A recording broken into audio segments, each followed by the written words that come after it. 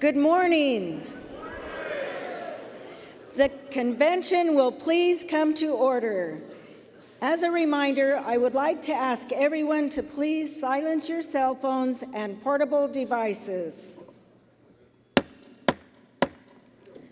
Please join me in the Pledge of Allegiance. Hand salute.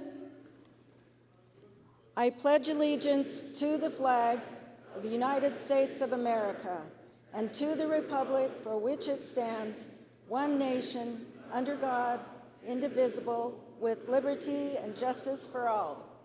2. Oh, please stay standing. I'm sorry. I'd like to call on Chaplain Varner Dancer to lead us in prayer.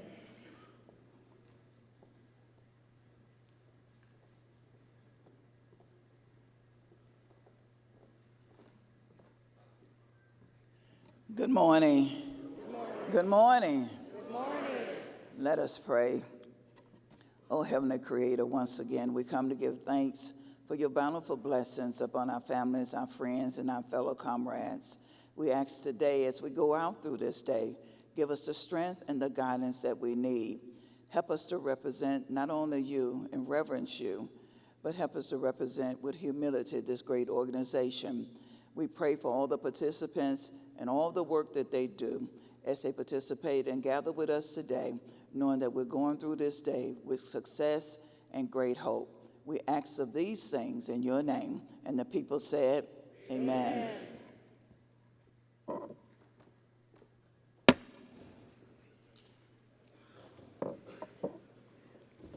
I'd like to remind each of you that in order for a delegate to be heard at this convention, you must be recognized by the chair. Only those delegates at a microphone will be recognized. Upon being so recognized, delegates must state their name, chapter number, and the state they represent. I would like to call on Credentials Committee Chair Brenda Reed for a report.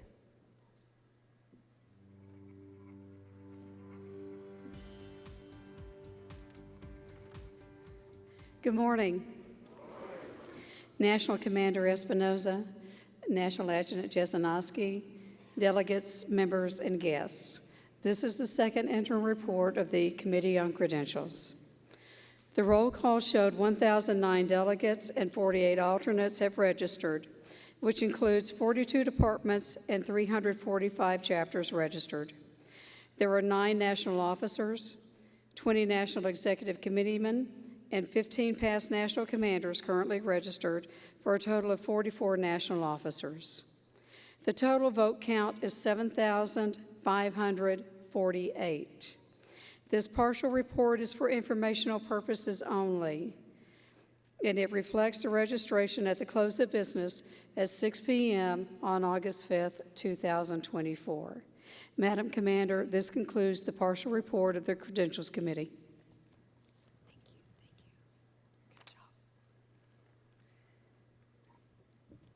This is a reminder that registration will close this morning at 10 a.m.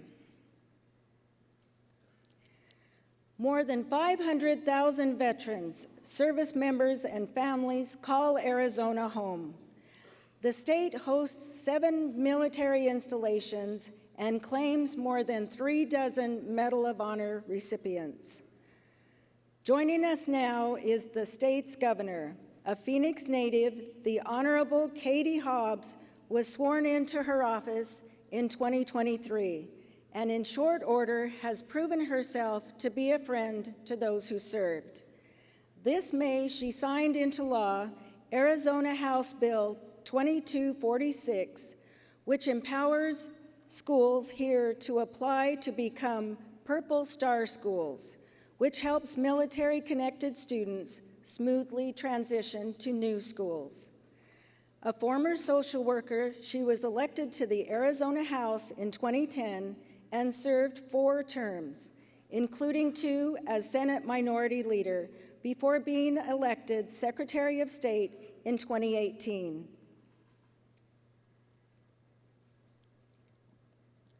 Here to welcome us to the Grand Canyon State, Governor Katie Hobbs.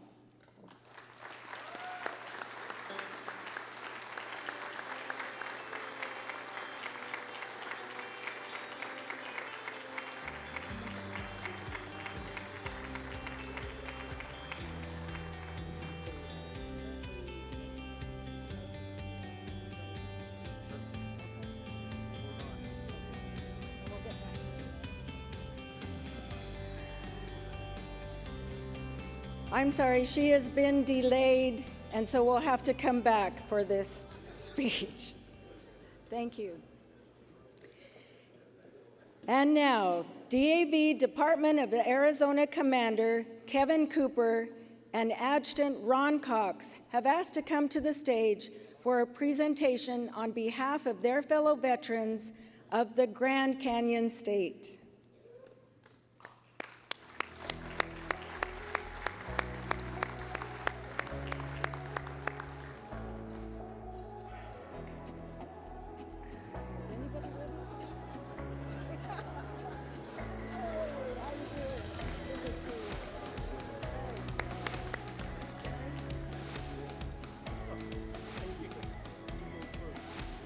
Commanders first. Hand me that one. I guess I'll split it.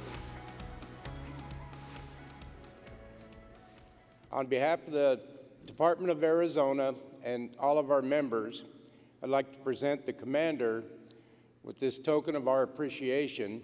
It's made by the Navajo tribe, and there's a card in the box that tells you exactly what the colors mean and all that stuff. Wow, it's beautiful. Thank you.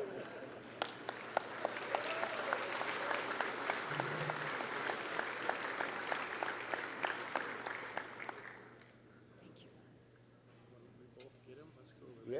Take some photos over there. Okay. All right. Well, I couldn't forget Barry, so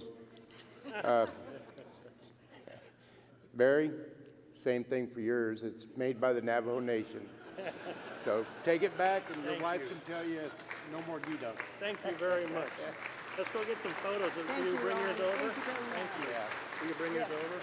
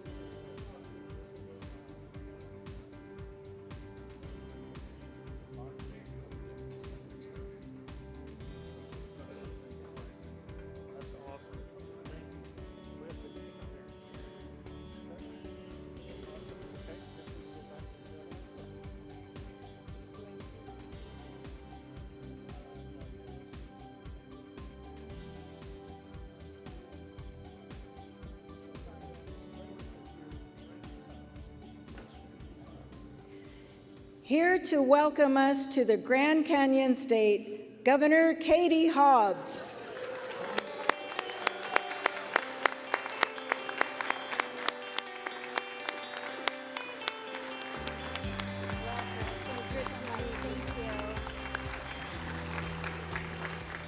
Good morning, everyone. I am so thrilled to be here to start my day with all of you, and I hope you're as happy to be here in Arizona as we are to have you here.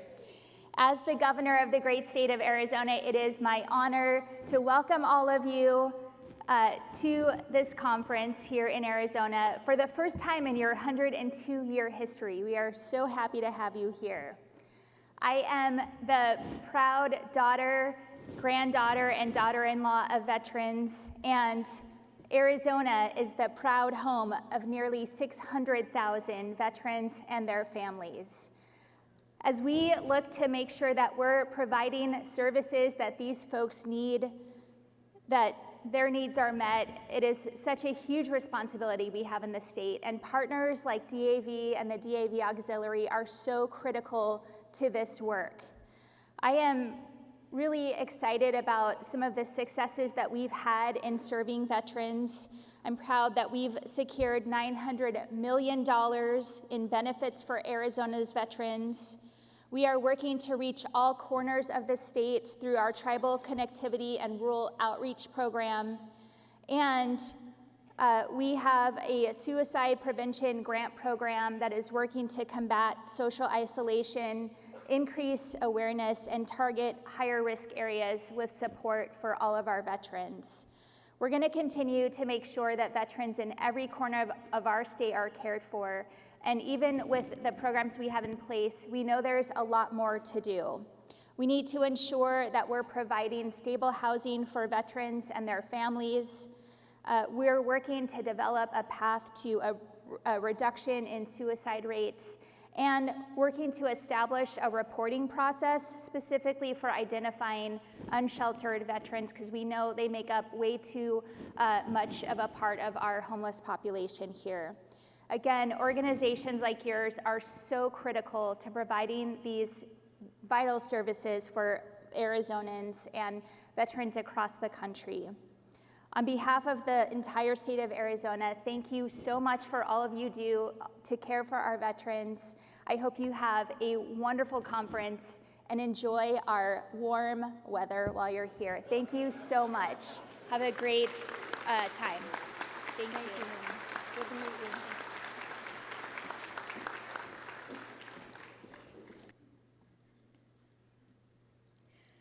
Senator Mark Kelly is a retired astronaut and Navy captain, a combat veteran who flew combat missions during the Gulf War, was elected in 2020. Though he wasn't able to attend in person, he provided the following message to the convention. Hey everybody, it's Senator Mark Kelly. Thank you for allowing me to take a moment to speak at this year's Disabled American Veterans National Convention here in Phoenix.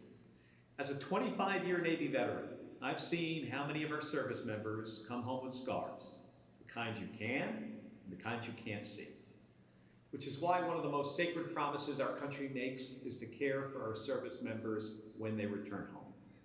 They put their lives on the line for us, and we have an obligation to show up for them, the support they need to live healthy and dignified lives. Veterans and their families deserve a government that protects the benefits they've earned.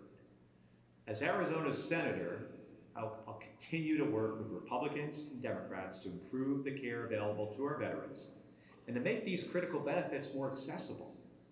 I'm grateful for the opportunity to speak with you today, and I look forward to continuing to support the work you do. Thank you.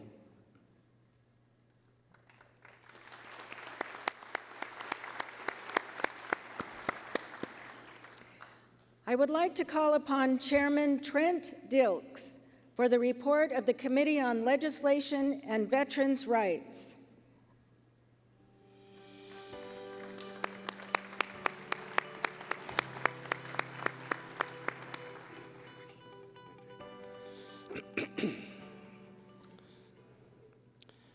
Comrade Commander and delegates, the National Convention Committee on Legislation and Veterans' Rights was called to order on August 4, 2024 by the committee advisors Joy Elam and Scott Hope. The first order of business was the election of a convention committee chairman and secretary. Trent Dilks was elected as chairman. Brian Wilner was elected as secretary. The committee then proceeded to review the resolutions submitted, and I will now report to you the resolutions recommended for adoption by this national convention. For the purpose of saving time, I'll read only the number and purpose of the resolution. There we go. I'm gonna read them like that. Resolution 1, support legislation to remove the prohibition against concurrent receipt of military retired pay and veterans' disability compensation for all longevity retired veterans. 2, support legislation to provide for presumptive service connection for tinnitus and hearing loss. 3, support legislation to establish presumptive service connection for diseases and illnesses related to toxic exposure at Grand Forks Air Force Base and Minot Air Force Base in North Dakota. 9, support legislation to replace current intent to file federal laws and VA policies. 12, Support legislation to modify VA Form 21-526EZ and VA Form 20-0995 to include VA community care facilities for claimed disabilities. 22, compensate Persian Gulf War veterans suffering from illnesses circumstantially linked to their service in the Persian Gulf. 23, support sufficient, timely, and predictable funding for all Department of Veterans Affairs programs, benefits, and services. 24, support legislation to include children in legal custody as a dependent for Department of Veterans Affairs purposes. 25, support legislation to improve and reform dependency and indemnity compensation benefits. 26, support legislation recognizing racial trauma as a stressor for post-traumatic stress disorder. 27, oppose regional dispersion of the Board of Veterans Appeals. 28, support legislation to require the United States Court of Appeals for veterans' claims to decide each of an appellant's assignments of error. 29, support the elimination of the 30-day requirement for diseases associated with exposure to contaminants in the water supply at Camp Lejeune. 30, support using the proposed reduction due process for all disability evaluation reductions. 31, oppose all attempts to change the basis of the Department of Veterans Affairs schedule for rating disabilities from the average impairments of earning capacity standard. 37, oppose any recommendation by any commission or other source to reduce or eliminate benefits for disabled veterans. 38, oppose reduction, taxation, or elimination of veterans' benefits. 50, support legislation to reform and improve service-disabled veterans' life insurance. 51, support Department of Veterans Affairs modernization of information technology and improvements to include digital sharing, adequate funding, and improved access for disabled veterans. 52, support reauthorization of the Persian Gulf War Veterans Act. 53, support reauthorization of the Agent Orange Act. 54, support resources and oversight of the appeals process. 60, support legislation to allow a veteran permanently and totally disabled due to service-connected conditions to continue to receive dependence compensation for their adult child attending school while that child is in receipt of dependence educational assistance. 61, support legislation for scientific evaluation to include conditions of the thyroid as a presumptive Gulf War disorder. 62, support legislation to reform fugitive felon status within the Department of Veterans Affairs. 63, support legislation to increase maximum evaluation for service-connected headaches. 64, establish immediate authorization of grants by the Board of Veterans Appeals on all cases advanced on the docket. 66, support legislation for studies in presumptive diseases related to PFAS exposure. 67, support legislation to provide studies in healthcare and benefits resulting from toxic exposures at K2 Air Force Base, Uzbekistan. 68, support legislation to expand Department of Veterans Affairs mental health transition services to all service members upon discharge. 69, support legislation to direct the Secretary of Veterans Affairs to verify dependency status within the Department of Defense and within Department of Veterans Affairs. Whew. It's warm up here.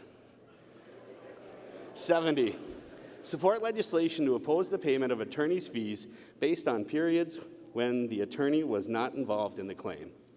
71, support legislation to expand the recognized wartime service periods to include those veterans who served in combat environments from hostile military or terrorist activities from November 4th, 1979 through August 1, 1990. 72, support legislation to clarify and expand entitlement to dependents educational assistance under Chapter 35 for children of a two-veteran household. 73, support legislation to ensure entitlements to spina bifida and birth defects related to Agent Orange in new locations of the PACT Act. 74, support legislation requiring any appeal withdrawal to be in writing. 78, support legislation for presumptive service connection for additional diseases related to contaminated water at Camp Lejeune. 79, support legislation to allow expanded entitlement to dependents educational assistance under Chapter 35 for children of a two-veteran household. 81, support legislation for the payment of maximum burial allowance for veterans with a total disability rating based on individual unemployability. 82, to allow for accrued benefits to be paid to any surviving family member. 83, support improvement, modernization, and improvement to the VA home loan guarantee. 87, resolution to support legislation authorizing the VA to award a 10% disability rating for veterans that are prescribed medication to control hypertension. 108, increase the grant and specially adaptive equipment reimbursement rates for automobiles and other conveyances to certain disabled veterans and authorize reimbursement for new adaptive equipment technologies. 109, support legislation to improve the Department of Veterans Affairs fiduciary program. 113, support legislation to provide studies, healthcare, and benefits resulting from toxic exposures in Bosnia and Kosovo. 114, support legislation that would exempt the benefits paid to wartime service-connected disabled veterans from pay-go-cut-go provisions of the Budget Enforcement Act.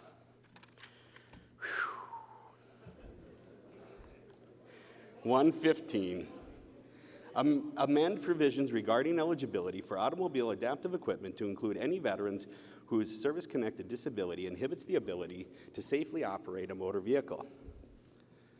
116, oppose any proposal that would reduce payments of VA disability compensation by any federal benefit paid to a veteran. 117, support legislation to allow all veterans to recover taxes on disability severance pay. 118, support oversight of the Department of Veterans Affairs practices in evaluating disability claims for residuals of military sexual trauma. 120, oppose lump sum payments for service-connected disabilities. 121, oppose the imposition of time limits for filing compensation claims. 122, oppose any change that would redefine service-connected disability or restrict the conditions or circumstances under which it may be established.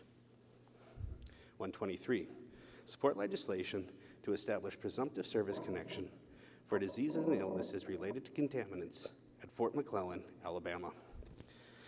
124, amend the Department of Veterans Affairs schedule for rating disabilities for mental disorders. 127, increase the home improvement and structural alterations grant. 129, support legislation to streamline and improve the requirements and processing of specially adapted housing grants and the Special Housing Adaptation Grant. 130, support legislation to ensure that total disability based on individual unemployability remains available for all veterans regardless of age or receipt of any other earned federal benefits. 142, support legislation to reduce the 10-year rule for dependency and indemnity compensation. 143, support interest payments for Department of Veterans Affairs retroactive awards of 1 year or more. 144, expand presumptions for service connection for former prisoners of war. 145, support legislation to provide a temporary total disability compensation rating for an amputee veteran while new prosthetic device is developed and delivered. 147, support legislation authorizing the presumption of service connection for all radiogenic diseases and eliminate dose estimate requirements. 148, support legislation to award special monthly compensation at R1 to veterans with anatomical loss or loss of use of 3 extremities. Extend eligibility for veterans' mortgage protection life insurance to service-connected veterans rated permanently and totally disabled. 150, support legislation to cap attorneys' fees or benefits, counseling, and claim services before the Department of Veterans Affairs. 151, support an increase in the Department of Veterans Affairs burial allowance for service-connected veterans and provide automatic annual adjustments. 152, support legislation to provide a realistic increase in the Department of Veterans Affairs compensation rates to address loss of quality of life. 153, oppose subjecting disability compensation and dependency and indemnity compensation to means testing. 154, support a change in regulatory requirements rating under Section 4.30 of Title 38, Code of Federal Regulations, to provide for a temporary total rating for incapacitation of more than 21 days. Oppose 155, oppose long-term rounding down of cost of living adjustments in veterans' benefits. 156, amend the law to provide a 10-year protection period for service-connected disability ratings.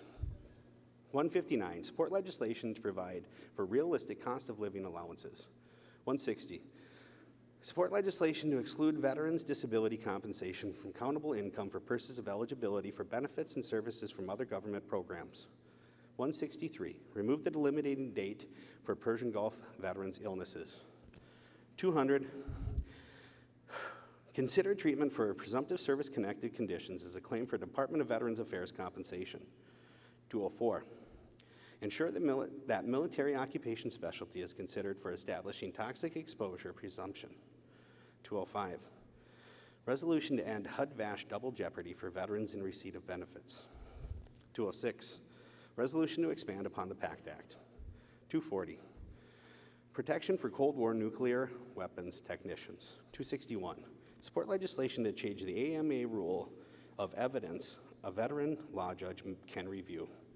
277, increase grant funding for local veteran cemeteries.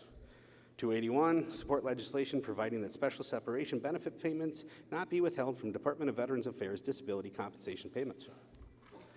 283, require the Department of Veterans Affairs request medical records prior to routine future examinations.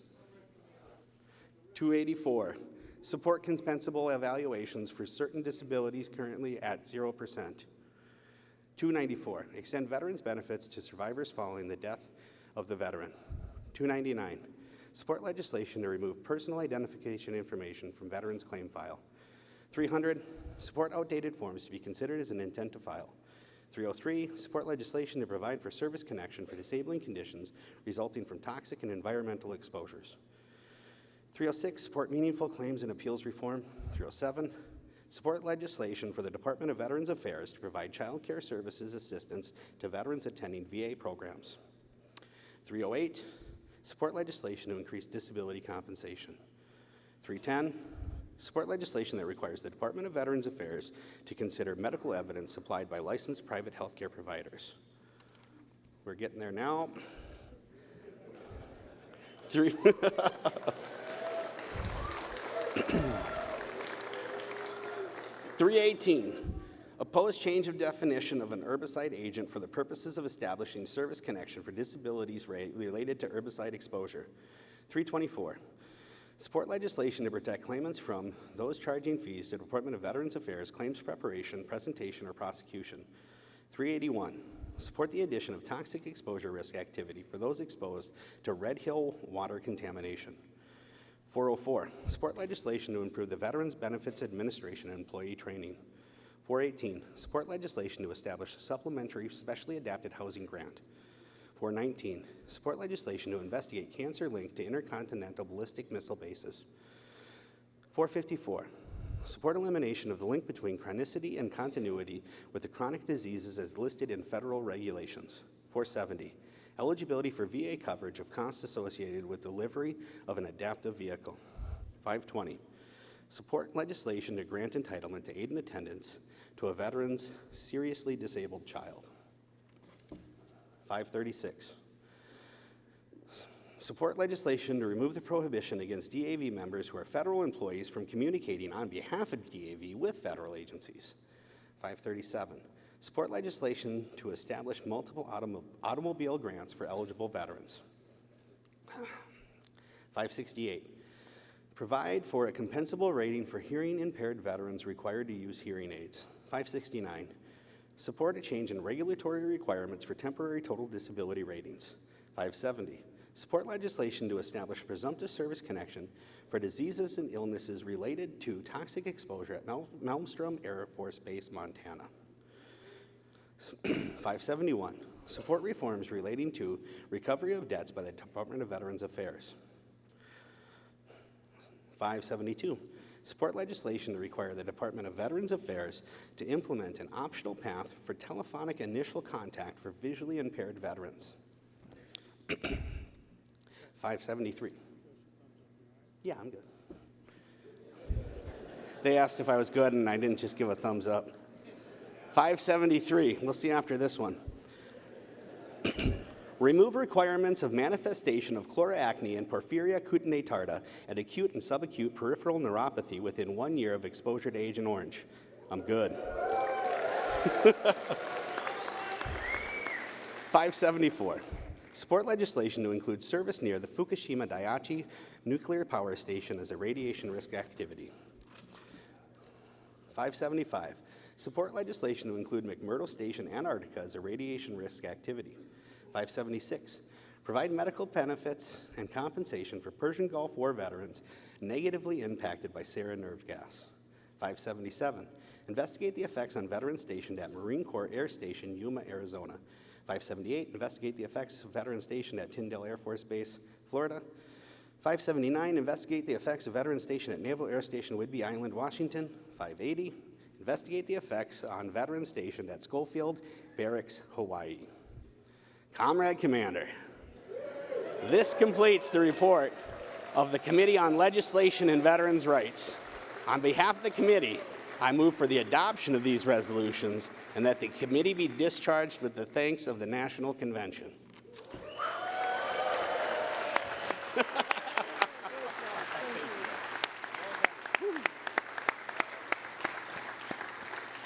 Thank you, Trent.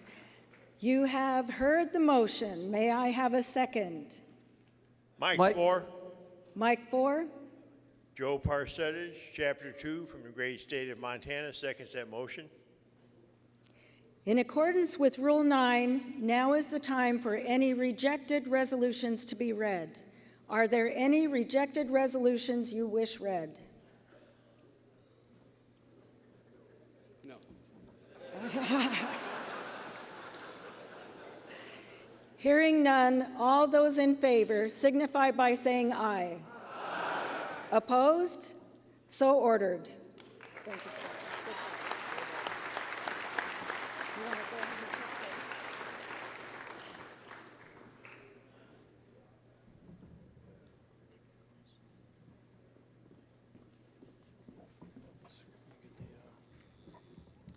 Wheel locks on there?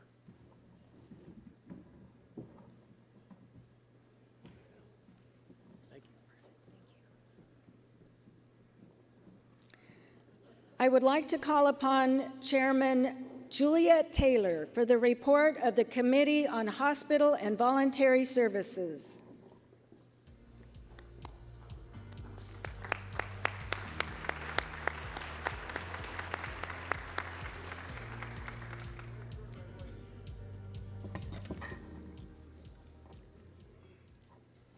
Comrade, Commander, and delegates, the National Convention Committee on Hospitals and Voluntary Services was called to order on August 4th, 2024 by the committee advisors John Retzer and John Kleindienst.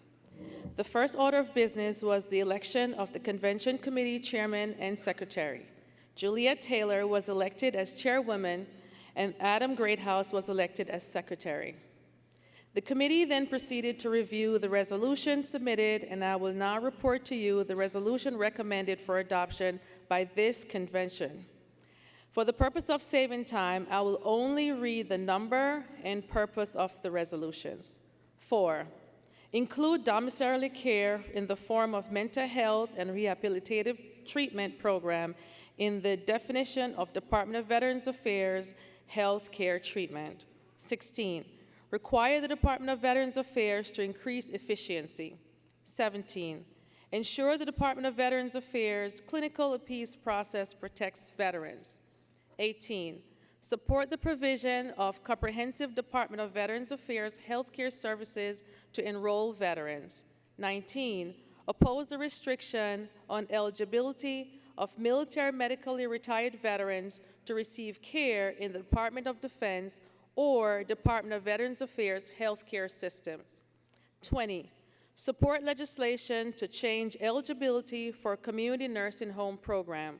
32, support research regarding female veteran menopause. 33, provide oversight by the Department of Veterans Affairs of service dog permitted into medical centers and community-based outpatient centers. 34, require a veteran attending Department of Veterans Affairs physician to provide a medical opinion with regard to a claim for VA disability compensation. 35, support legislation to include 1151 protection under Title 38 United States Code for veterans using Department of Veterans Affairs Community Care Services. 36, establish studies on the long-term effects of exposure to bisphenol A, a study found in plastic disposable water bottles. 39, support enhanced medical services and benefits for women veterans.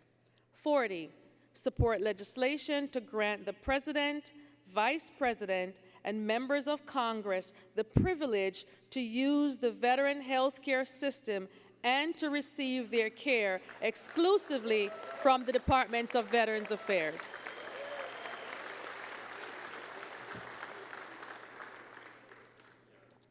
'41, provide comprehensive dental care to all service-connected disabled veterans within the Department of Veterans Affairs healthcare system. 42, ensure sufficient access to care to meet the health needs of veterans residing in rural and remote areas. 43, support legislation to authorize scholarships for new mental health practitioners in exchange for commitments to serve veterans in Department of Veterans Affairs facilities. 44, support the expansion of Stelgate-Gaglian block research and implement to treat post-traumatic stress disorder.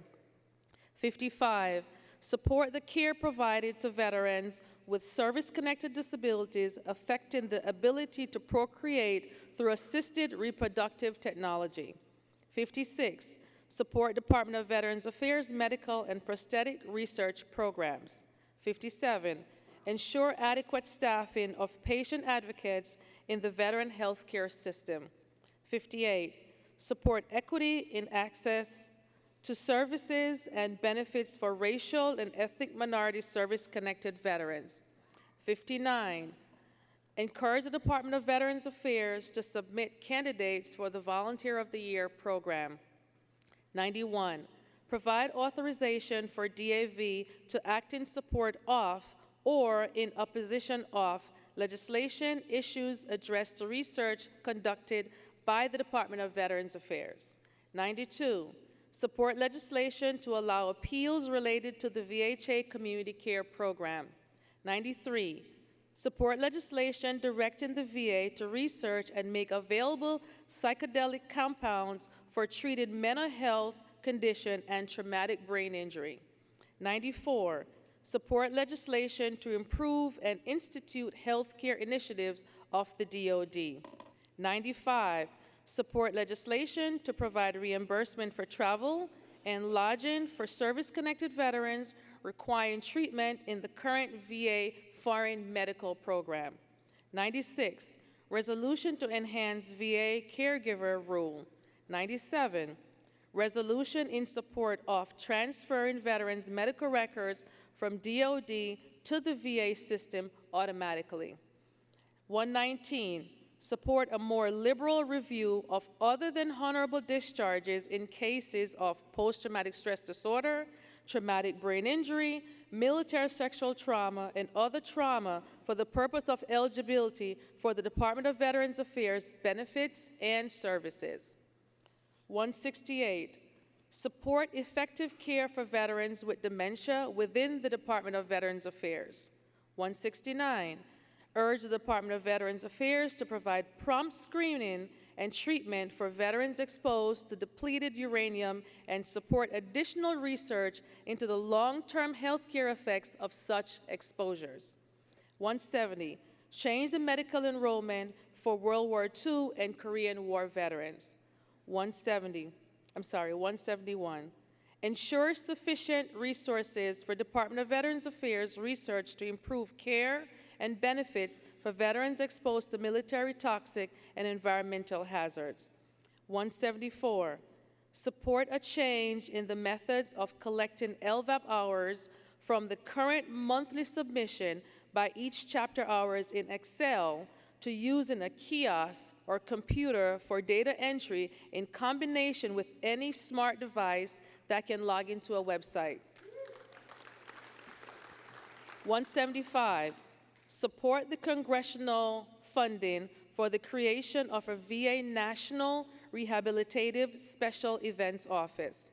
176, ensure protection and expansion of rights and responsibilities for VA patients. 177, support changes to highly rural transit grants requirements. 193, support modernization Department of Veterans Affairs healthcare infrastructure. 194, ensure a safe, secure, and effective electronic health care for veterans that allows the Department of Veterans Affairs to fulfill core missions of patient care and research and training. 195, oppose recovery of a third-party payment for service-connected disabilities. 196, support effective recruitment, retention, and development of the Department of Veterans Affairs health care system workforce. 197, support improvements in providing training and beneficiary travel benefits for veterans seeking specialized training programs and care for military sexual trauma. 208, maternity care coordination. 210, return the check-in travel claim kiosk to all VA hospitals, clinics, and medical buildings. 211, all veterans have the right to health care. 212, testing for ovarian cancer. 223, support legislation to improve Department of Veterans Affairs programs designed to prevent and treat substance use disorders in veterans. 224, support programs improvement and enhance resources for Department of Veterans Affairs, mental health programs, and suicide prevention. 227, support state veterans home program. 228, VHA increase hiring of critical care professionals. 233, repeal beneficiary travel deductible for service-connected disabled veterans and increase reimbursement rates. 234, address social determinants to promote health equity among veterans. 235, implement a pilot program to assess the effectiveness of post-traumatic stress growth programs. 236, provide easy and equitable access to Department of Veterans Affairs transportation benefits and services. 237, increase veterans' access to Department of Veterans Affairs facilities by extending coverage on weekdays and on weekends. 246, support legislation to eliminate or reduce Department of Veterans Affairs and Department of Defense healthcare co-payments for service-connected disabled veterans. 247, urge Department of Veterans Affairs medical facilities to provide reasonable access to service dogs and guide dogs, including enclosed animal relief areas. 248, support the rights and benefits earned by service-connected Native American and Alaska Native veterans. 249, expand eligibility for Department of Veterans Affairs to provide hospital care, medical services, and nursing home care to all veterans of the Korean conflict. 250, provide beneficiary travel benefits for unscheduled visits to receive care from the Department of Veterans Affairs. 264, resolution on improving the VA distribution of medical information between facilities and access to any medical records by any and all veterans' medical facilities. 265, supporting recruiting VHA physician assistants. 274, create a 3-digit number to report intimate partner violence. 278, support a robust, comprehensive, rehabilitative, and research program for veterans with traumatic brain injury. 279, conduct well-designed studies to determine effectiveness of the hyperbaric oxygen therapy on treatment-resistant traumatic brain injuries and post-traumatic stress disorder. 330, encourage the Department of Veterans Affairs to submit candidates for the DAV Scholarship Program. 331, establish automatic payments of travel pay for eligible disabled veterans without additional barriers. 332, support enhanced medical services and benefits for women veterans. 335, urge the Department of Veterans Affairs to support comprehensive research on health effects of children of Vietnam veterans exposed to Agent Orange. 336, support, sustain, and sufficient funding to improve services for homeless veterans. 337, encourage the Department of Veterans Affairs to process volunteer applications in a timely manner. 338, ensure quality and timeliness for the Veterans Health Administration and Veterans Community Care Programs providers. 339, request change of policy so that retired medical staff can return without financial penalty as necessary to supplement current staffing at Department of Veterans Affairs medical centers. 340, oppose means-tested service-connected veterans for Department of Veterans Affairs health care. 341, support programs to provide psychological and mental health counseling services to family members of veterans suffering from post-deployment mental health challenges or other service-connected conditions. 342, support humane, consistent pain management programs in the veterans' health care system. 343, support legislation to improve and provide comprehensive services for caregivers of severely wounded, injured, and ill veterans of all eras. 344, support Department of Veterans Affairs research into the medical efficacy of cannabis and service-connected disabled veterans. 345, 345, support the automatic enrollment of medical retired veterans into the Department of Veterans Affairs healthcare system with an opt-out provision. 346, improve urgent and emergency care benefit for service-connected veterans. 347, enhance the civilian health and medical program for the Department of Veterans Affairs benefit services. 348, enhance long-term services and supports for service-connected disabled veterans. 356, support legislation to extend eligibility of a qualifying veteran's adult child for the civilian health and medical program of the Department of Veterans Affairs. 365, Veterans Affairs programs of comprehensive assistance for family caregivers eligibility expansion. 380, resolution to support legislation that would direct the Secretary of Veterans Affairs to expand the VA scope of oral health beyond that of dentistry and to fund research into connections between PTSD and oral health. 403, strengthen and protect the Department of Veterans Affairs health care system. 405, resolution to support legislation to expand the current Veterans Affairs foreign medical program. 406, urge the Department of Veterans Affairs to improve the nursing home program. 407, urge the Department of Veterans Affairs to make improvements in the beneficiary travel self-service system for veterans. 409, provide peer-to-peer infertility care program coordinator.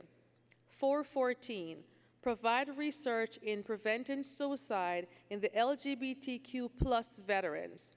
427, support legislation to provide for service-connected for healthcare conditions that have been determined to be related to the anthrax shot. 428, support sufficient resources for polytrauma units at Department of Veterans Affairs medical centers. 428, support sufficient funding for Department of Veterans Affairs prosthetics and sensory aid service and timely delivery of prosthetic items. 430, ensure Department of Veterans Affairs staff who work with rehabilitated blind and visually impaired veterans have adequate training in assisted technology. 434, ensure adequate representation for all subgroups of veterans that include service-connected veterans. 436, support legislation to provide fitness supplements for service-connected physical and mental health. 437, Review recertification requirements that discourage community-based program providers from getting recertified at the VA. 475, support research and expand access to investigational drugs for amyotrophic lateral sclerosis. 478, develop clinical guidelines for prevention, early detection, and intervention for lung cancer. 479, urge the Department of Veterans Affairs to apply a consistent coordinated care policy for enrolled veterans with home residence in 2 states. 491, require the VHA and the VBA to address the need for telephone access to hospital services and benefits for visually impaired veterans trying to obtain said health care and other benefits via landline and mobile phones devices. 543, improve timely reimbursement by Department of Veterans Affairs for purchase care, protective veterans from debt collection and adverse credit reporting from such care. 548, support naming the Department of Veterans Affairs Mare Island Clinic in Vallejo, California as the Delphine Metcalf Foster VA Clinic.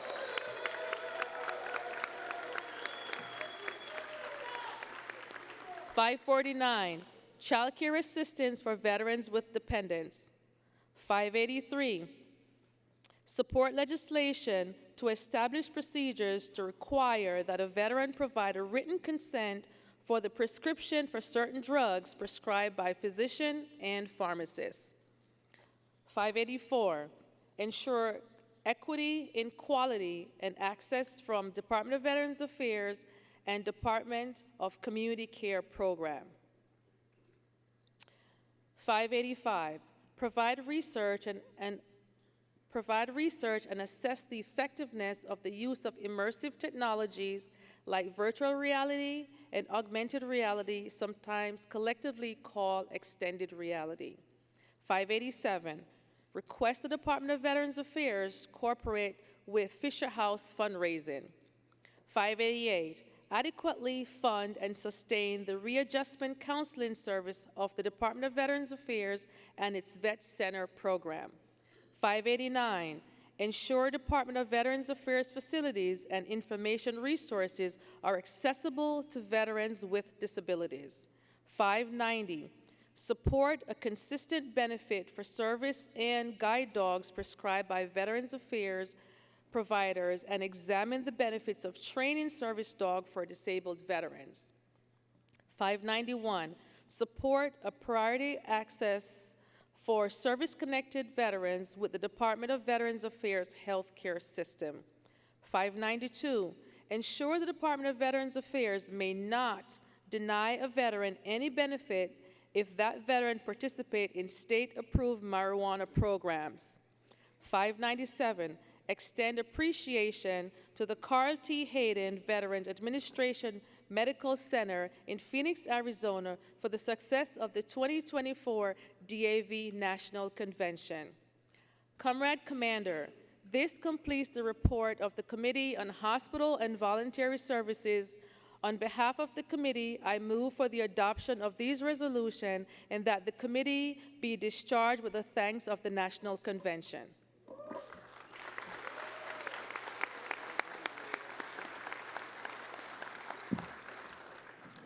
You have heard the motion. May I have a second? Mike 4. Mike 4? Marion Hargrove, Chapter 15, Philadelphia, Pennsylvania. I second that motion. In accordance with Rule 9, now is the time for any rejected resolutions to be read. Are there any rejected resolutions you wish read? Hearing none, all those in favor signify by saying aye. Opposed? So ordered.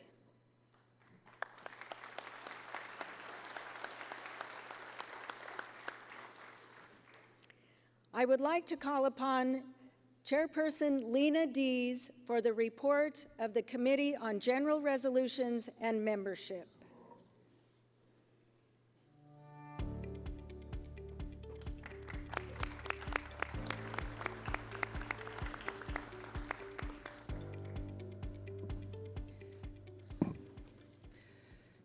Comrade Commander, and delegates. Commander, before I start my report, I would like to thank DAV for bringing women's veterans issues to the forefront and helping us to be seen as we continue to be the fastest growing demographic within our veteran community.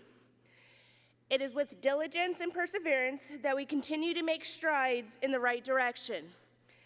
As one of the younger veterans, I am inspired by the amazing women in the DAV who continue to carry the torch into the future with our organization. My hope for us is that we continue to carry on the legacies of the inspirational women that have come before us. The National Convention Committee on General Resolutions was called to order on August 3rd, 2024 by committee advisors Marquis Bearfield and Naomi Mathis. The first order of business was the election of a convention committee chairman and secretary. Lena Dees was elected as chairman and Carl Kurtz was elected as secretary. The committee then proceeded to review the resolutions submitted, and I will now report to you the resolutions recommended for adoption by this national convention. For the purpose of saving time, I will read only the number and purpose of the resolution. Resolution number 6, support renewed prisoner of war / missing in action discussions. Resolution 13, support legislation to assign a VA liaison at each VA regional office. Resolution 48, encourage all disabled veterans to become registered voters and vote. Resolution 49, support the continued growth of veterans treatment courts for justice-involved veterans. Resolution 104, support legislation to improve and reform the National Cemetery Administration. Resolution 105, adequately fund the NCA State Cemetery Grant Program. Resolution 106, providing scam and fraud protection to veterans, their families, caregivers, and survivors. Resolution 135, provide weekend burials at the National Cemetery. Resolution 136, support former prisoner of war slave labor claims against Japanese firms.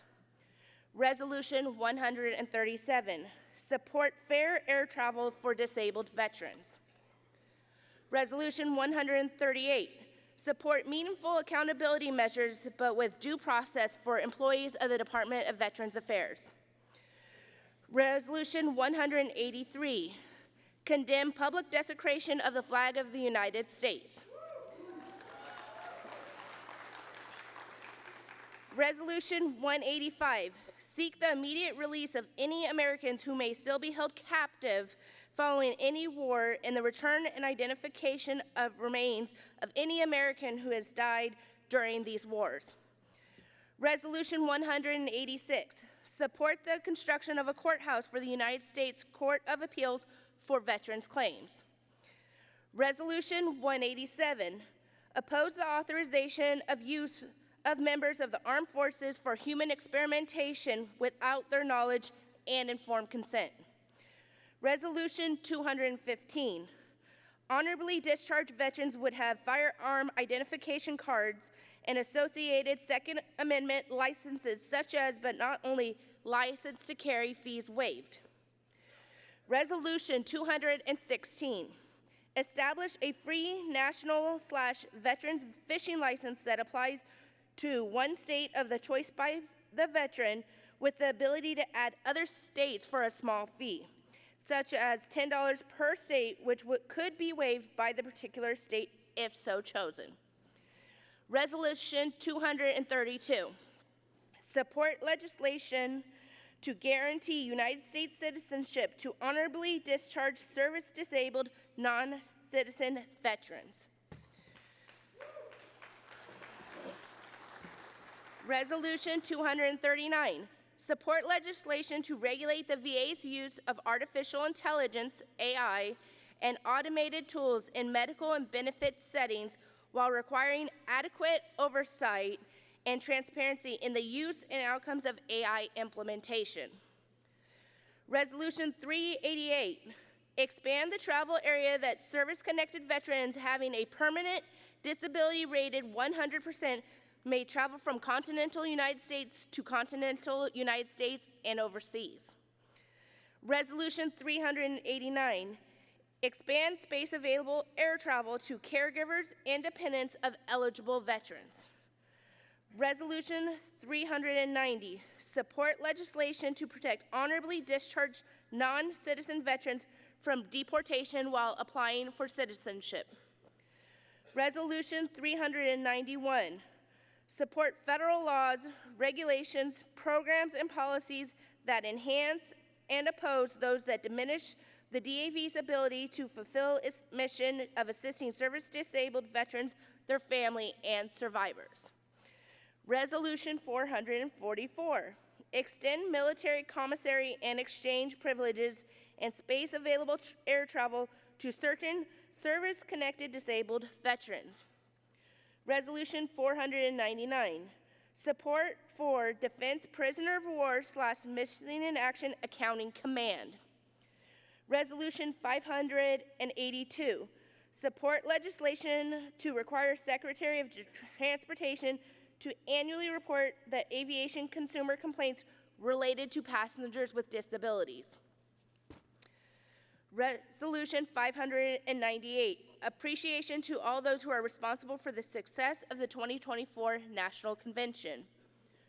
Resolution 599, appreciation to the Phoenix Convention Center for the success of the 2024 National Convention. Resolution 600, express appreciation to National Commander Nancy G. Espinoza. Comrade Commander, this completes the report on the Committee of General Resolutions. On behalf of the committee, I move for adoption of these resolutions and that the committee be discharged with thanks of the National Convention.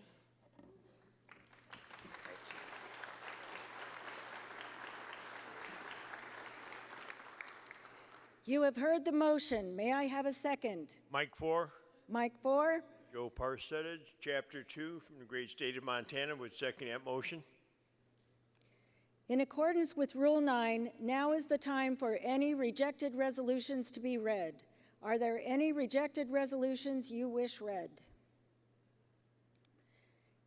Hearing none, all those in favor signify by saying aye. Aye. Opposed? So ordered.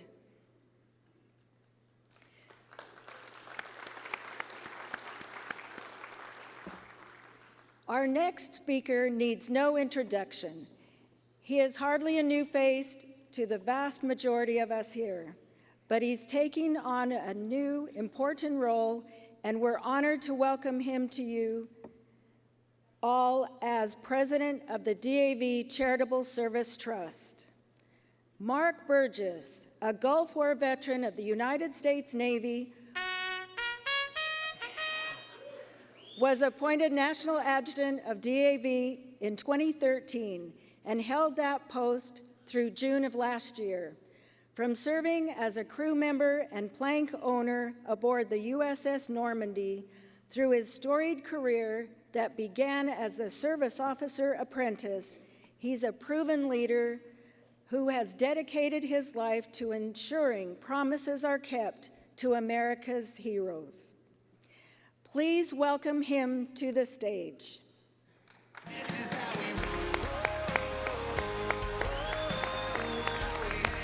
Past National Adjutant Mark Burgess began his DAV service in 1995. After proving himself in numerous capacities and rising to the top of DAV's appointed ranks, his tenure as National Adjutant proved to be transformative. As the Trust President, he oversees the effort to ensure support is available to programs that serve the unmet needs of our nation's veterans, their families, and survivors. Thank you, Commander, for that very kind introduction. And thank you to my fellow veterans for this opportunity to speak with you about our Charitable Service Trust. As President, let me introduce the Trust's governing board. They are Vice President Barry Jesenowski, Secretary-Treasurer Dennis Nixon, and our directors, National Commander Nancy Espinosa, Denise Williams, Danny Oliver, and Kim Hubers. When the trust was established by DAV in 1986, it was in response to massive government spending cuts that threatened the care and services veterans and their families needed. Our brothers and sisters in arms deserve better than to be dependent on the fleeting, ever-changing priorities of Congress. Since then, our donors, which many of you in this audience are, have joined us in the effort to fill the gap created by the ever-changing priorities and policies of lawmakers. This was an historic year for the Trust. Our total grant distribution for the year was $21.5 million. Thanks to each of you and every person here who gave.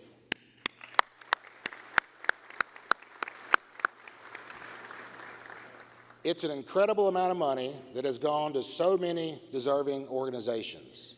We get to hear, as you will in a few moments, just how impactful those funds are to helping veterans, so many veterans, and the families that need it. It's those stories about the life-changing services that allow us to keep doing what we do. But it's also because people know the administrator and board are good stewards of the Trust's financial resources. More than 95 cents of every donated dollar directly supports programs that contribute to the victories the Trust makes possible.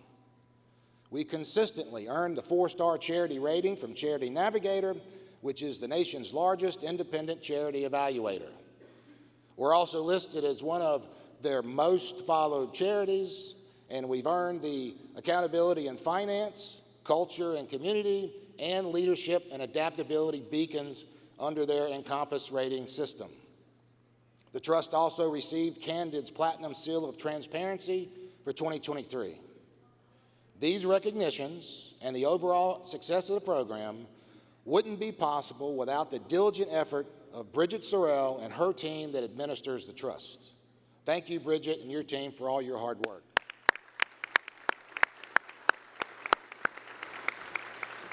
Corporate matching gift programs, bequests, and other forms of contributions from corporations, foundations, and individual donors enable the Trust to fulfill its mission. In 2023, these gifts, along with income derived from investments, totaled just over $19.7 million. Although our total expenses exceeded our revenue by $2.1 million this past year, the Trust continues to remain in a healthy position to provide grants devoted to veterans' critical health care, education, employment, transition assistance, creative healing, legal services, and therapeutic activities addressing both physical and psychological barriers. We are proud to support the work so many organizations do for veterans and their families. They each reflect our mission of empowering veterans to lead high-quality lives with respect and dignity. One of those organizations is Joseph House in Cincinnati, Ohio. They serve veterans and their families suffering or affected by addiction through treatment and recovery programs designed to promote healthy, sustainable lifestyles and reintegration into the community. Let's take a look.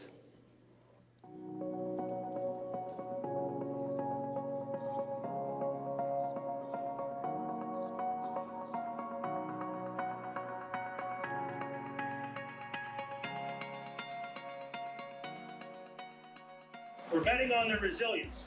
That's an easy wager to make when we consider the stories of hope that we've seen emerge from this program that has spanned generations.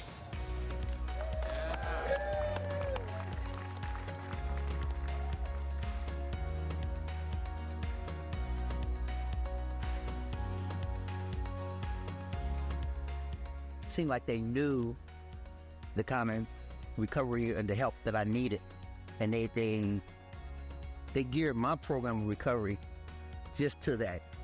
I was introduced to how me being in recovery wasn't just about not drinking anymore.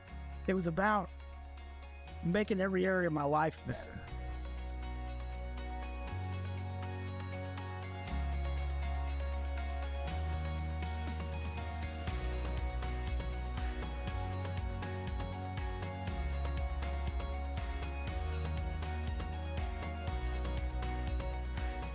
We do important work.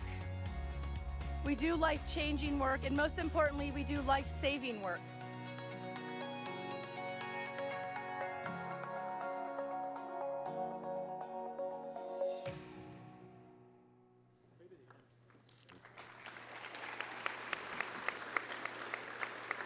To share more about their programs and missions, please join me in welcoming Joseph House Executive Director Alicia Patterson.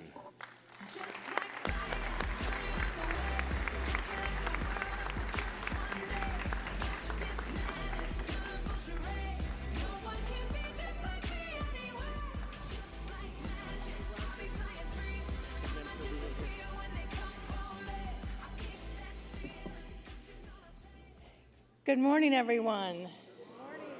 Thank you for that introduction. I am genuinely grateful to have this moment with all of you. And today I'm here to express my heartfelt thanks for the incredible support that the Joseph House has been fortunate enough to receive. First and foremost, I want to recognize each one of you here. To the veterans, thank you for your service. And to the family members and loved ones, thank you for your sacrifice as well. Your support has been a cornerstone in our journey. I would like to personally extend a special thanks to the DAV for your support, your guidance, and your encouragement. My name is Alicia Patterson. I am the Executive Director of the Joseph House. I'm a licensed therapist, and I am a United States Marine Corps veteran, Semper Fi.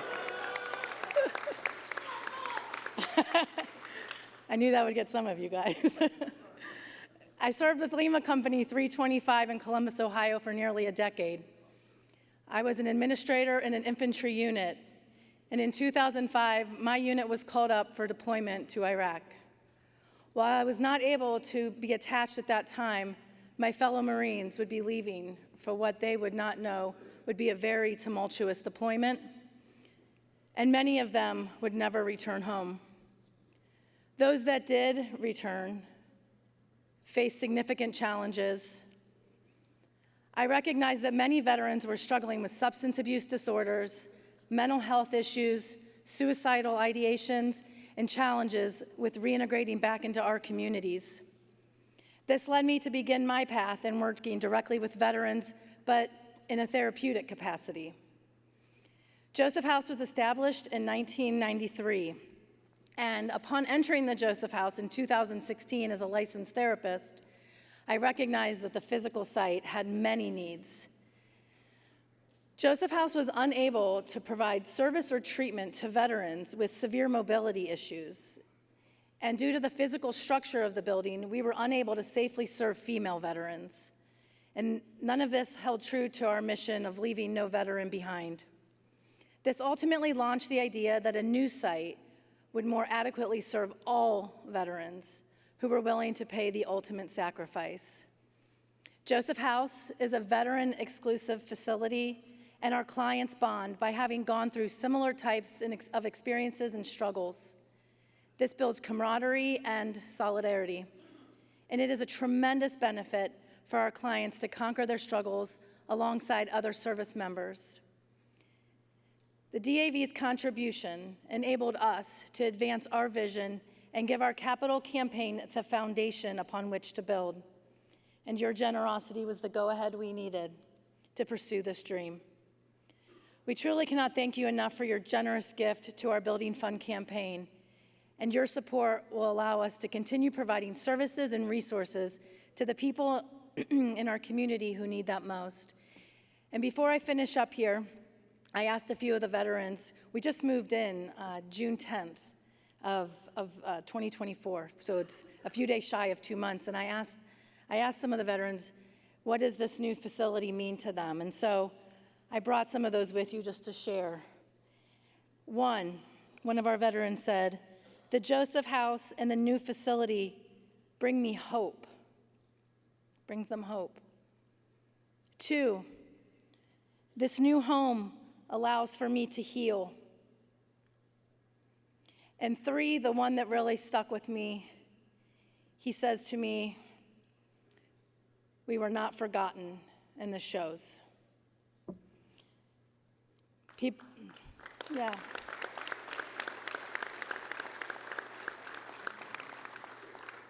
People like you truly make a difference in this world, and we are incredibly grateful. Thank you again for your unwavering support. It means more to me than words can ever express, and veterans' lives are forever changed because of you. Thank you so much. Thank you. Thank you so much. Appreciate you.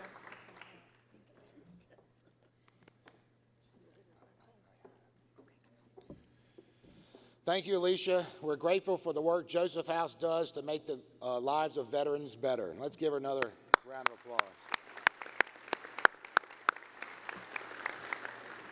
Help getting free from the bonds of addiction is just one reason the Trust partners with organizations like Joseph House.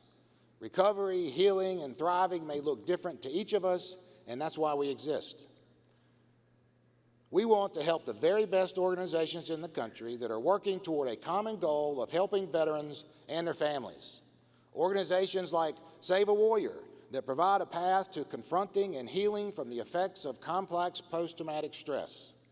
In 2023, nearly 400 veterans went through their intensive 3-day cohorts and are continuing through the 500-day follow-on plan. And Feeding Pets of the Homeless, which provided basic veterinary care and support to 262 animals of homeless veterans in 2023. And the DC-based Veterans Consortium Pro Bono program that successfully argued 28 cases of veterans seeking upgrades to their discharges from their service during 2023. The veterans served by these and the many other organizations supported by the Trust represent lives changed, saved, and enhanced because of the generosity of loyal supporters, corporations, and foundations. Thank you for your continued support of the Trust and our mission. To learn more about DAV's Charitable Service Trust and keep up to date with our initiatives at charitableservicetrust.org or liking us on Facebook. Thank you for allowing me to make this presentation. Now, I do want to close with something, and that is that you may be asking, well, why is Mark Burgess up here instead of Dick Marbs? Well, after 27 years as a dedicated servant on the CST board, past CST President Dick Marbs decided to take a well-deserved rest and enjoy all that his beautiful home state of Wisconsin has to offer, like eating cheese and lake fishing. It's hard to think of anyone who deserves a little downtime more than Dick. He was named the Wisconsin Disabled Veteran of the Year in 1978, and he hasn't slowed down one bit since then. He served on countless committees, coordinated the efforts of volunteers, and has dedicated an unbelievable amount of time after his injury to bettering the lives of his fellow veterans. The service-connected disabled veteran who lost his leg while serving in the Air Force has been a devoted leader who has faithfully served fellow veterans in so many DAV positions at the state and local level. This includes, of course, his election at a very historic time as our national commander in 1983. His contributions to this organization and to his brothers and sisters in arms is immeasurable. Thank you, Dick, for your inspirational commitment to excellence. We are grateful to have you as part of DAV's family.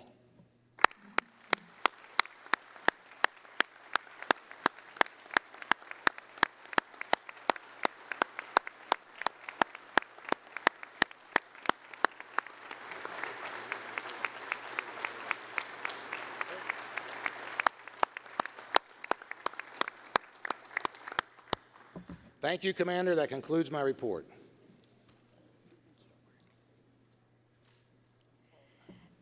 Thank you, Mark. May I have a motion to accept that impressive report?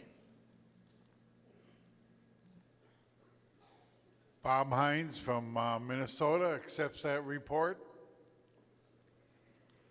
May I have a second? Mike 2. Mike 2. Hank Myers out of Wyoming, chapter number 2. We second the motion. All those in favor signify by saying aye. Aye. Opposed? So ordered. Nearly a decade ago this year, a long overdue memorial paying tribute to the sacrifices of the millions of Americans who have become disabled as a result of their military service was opened in Washington, D.C. While DAV played a pivotal role in the creation of the American Veterans Disabled for Life Memorial, which was dedicated October 5th, 2014, we have continued to serve as stewards of this important monument ever since. I'm honored to welcome onto the stage a well-known and respected DAV leader who was there in 2014 when the monument was dedicated.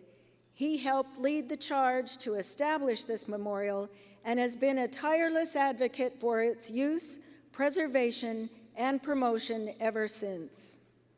Ladies and gentlemen, please welcome to the stage the Disabled Veterans Life Memorial Foundation President, Dennis Joyner.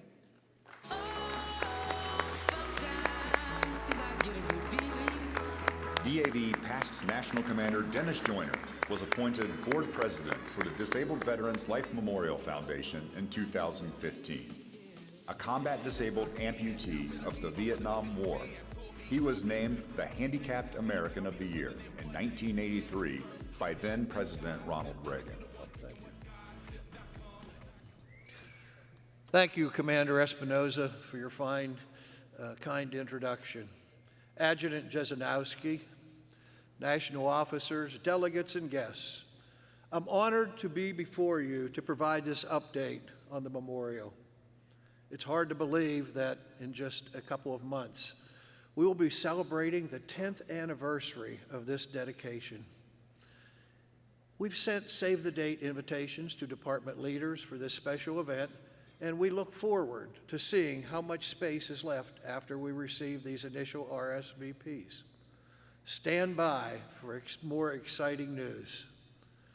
I would like to take a moment and introduce the Disabled Veterans Life Memorial Board of Directors. Vice President Barry Jesenowski, Secretary-Treasurer Dave Gorman, and our directors, National Commander Nancy Espinoza, Dave Riley, Don Samuels, and Natchie Miller, and our ex officio member, Art Wilson. They continue to do a wonderful job of ensuring the upkeep of the memorial and promoting its message. Thank you to each of them.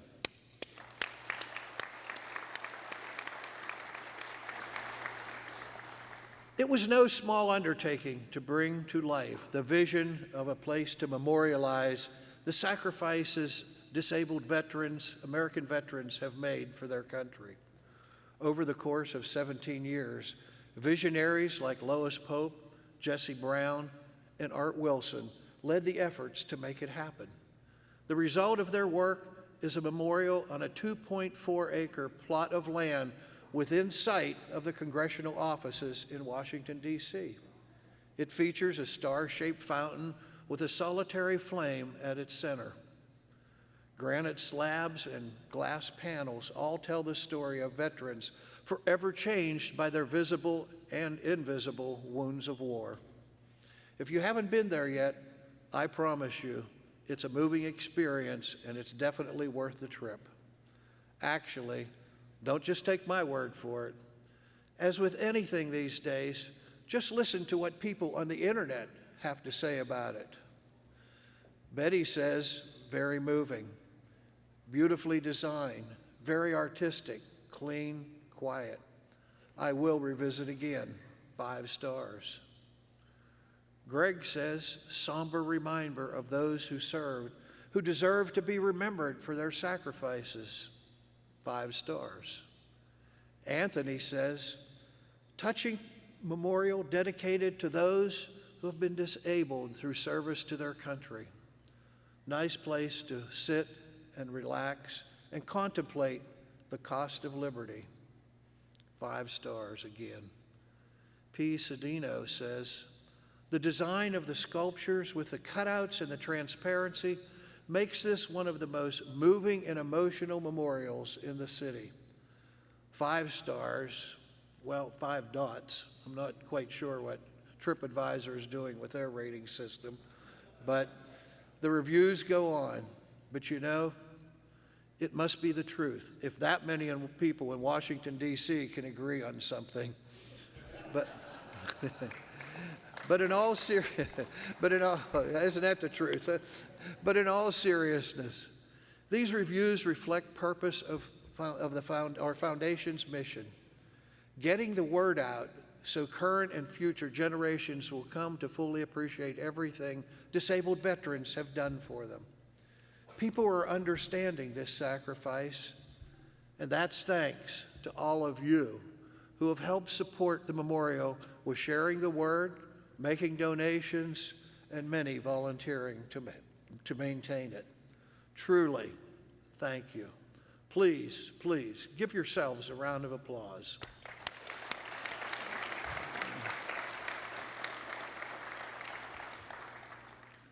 As a reminder, for those who aren't able to see the memorial in person, we have a virtual experience that conveys the message while offering a connection to DAV's veterans resources and veterans advocates. I encourage everyone in this room to continue to promote the American Veterans Disabled for Life Memorial and what it represents and honors. We included a brochure about the memorial in your convention bags. Please take a moment to review the materials and share it with your others back home. To every member of the Board of Directors, past and present, and to the entirety of the DAV and Auxiliary, thank you for your unwavering support. We will continue to work alongside National Park Service, staff, volunteers, and supporters to improve the memorial and to provide a means for both veterans and their loved ones throughout the country to access its meaningful message.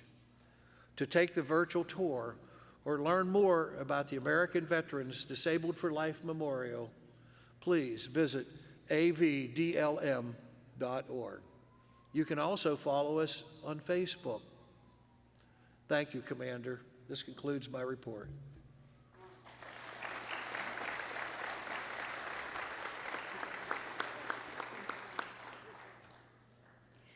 Thank you, Danny.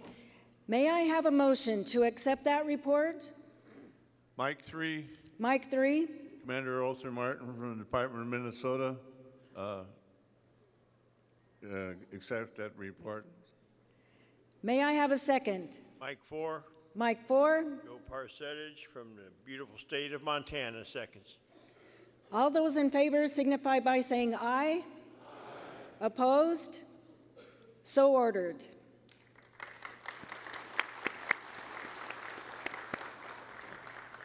Now, will you please welcome Kirk Johnson, President of the Commanders and Adjutants Association.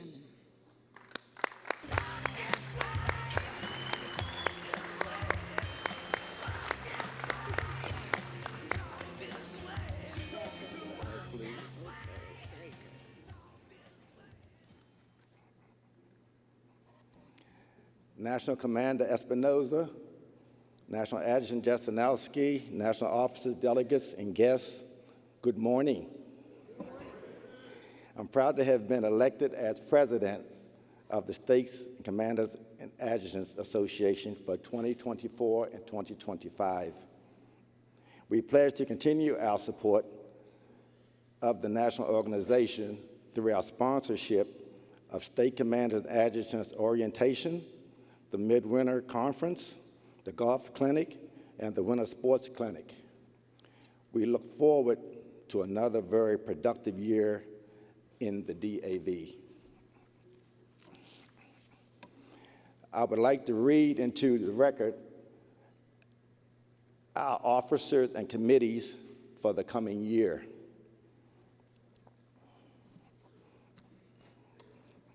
For the State Commanders Adjutants Association officers, 2024 to 2025. The president is Kirk Johnson from the Golden State of California. Vice President is Paul Herman Jr. from Louisiana. Executive Committee is Michael Elmore of Missouri. Lisa Gregory of Virginia. Betty Minus of Maryland. Deborah Olson of Massachusetts. Hugo Perez of Alabama. At ease. Donald Peake Jr. of Indiana. Our past president is Will Robinson of South Carolina. Our secretary and treasurer is Rita Abridge of Virginia. Our judge advocate is Floyd Watson of Wyoming. Our chaplains are Juliet Taylor of Connecticut and Rick Barazes of New Hampshire. Sergeant at Arms are Sadie Hill of Georgia and Kenny Below of Tennessee. Our audit committee is Thomas Ayala of Florida, Matt Companion of Wisconsin, and Burl Jemison of Georgia. Our Constitution and bylaws are J. Harford Pandos of Oklahoma, Jamie Jacob of Nebraska, Nancy Espinoza of Utah, our chapter and resource guide committee are Adam Greenhouse of West Virginia, Rob Hilliard of Wisconsin, and John Hicks of Texas.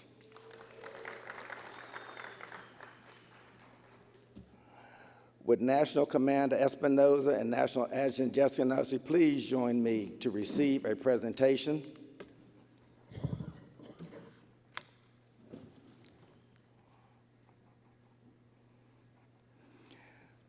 On behalf of the State Commanders and Adjutants Association, I would like to present you with 2 donations for the National Service Foundation. It is a great deal of pleasure that I present a donation of $3,000 to the DAV National Service Foundation. Okay. You want to say the other one too? Yes. And in addition, an additional check for $100 in honor of our past president, William Robinson. I'll keep them together.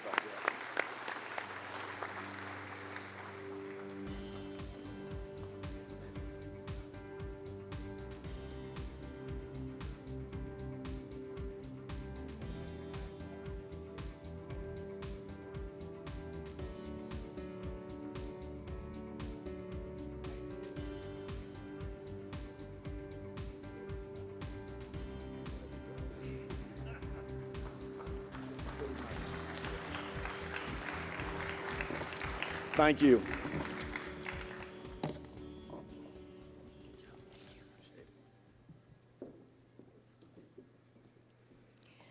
Now, ladies and gentlemen, I'd like anyone who wants to support the National Service Foundation, Columbia Trust, Charitable Service Trust, or Memorial Foundation, but hasn't done so at the booth, to please make your way to the side of the stage to the donation table. I'd ask that you do so as quietly as possible. If you've already donated at the booth, please bypass the table and take your place in line. Since its incorporation in 1986, the DAV National Service Foundation has safeguarded and buoyed the long-term financial stability needed to support DAV services at every level. Using resources from the foundation, DAV is able to continue assisting veterans of today and tomorrow in communities, states, and nationwide. Although one of the foundation's core missions is to support DAV's daily work to meet the most significant and immediate needs of veterans, increasing public awareness about the foundation's mission is an extremely important component of what the foundation does.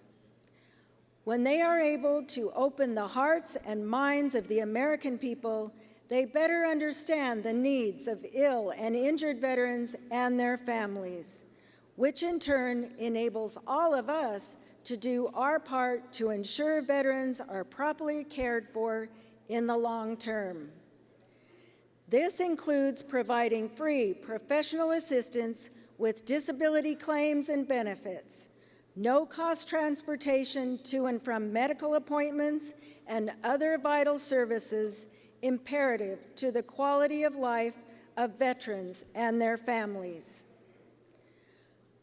With service before self in mind, it is only fitting and an honor to introduce the president of the DAV National Service Foundation, Andy Marshall.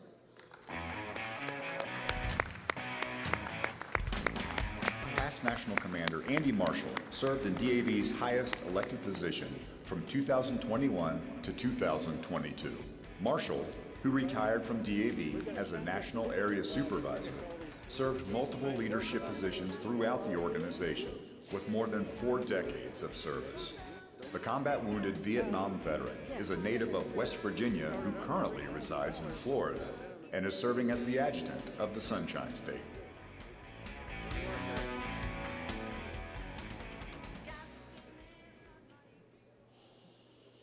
Thank you, Commander, for your kind introduction. Adjutant Jasanoski, national officers, delegates, and guests. I'd like to begin this morning's report by introducing the DAV National Service Foundation's Board of Directors. Vice President Barry Jasanoski, Secretary-Treasurer Joseph Johnston, and our directors, National Commander Nancy Espinoza, Butch Whitehead, Michael Elmore, Delphine Metcalf Foster, and ex officio member Joe Parsetich. It is my honor and privilege to present this annual convention report to you. As many of you know, I've been with DAV for nearly half a century. And having spent my entire post-military career with DAV, I can unequivocally tell you the National Service Foundation's mission of supporting the work we do on behalf of veterans every day is a vital reason we are able to do it so well. To stand here as the Foundation's president is a full circle moment for me.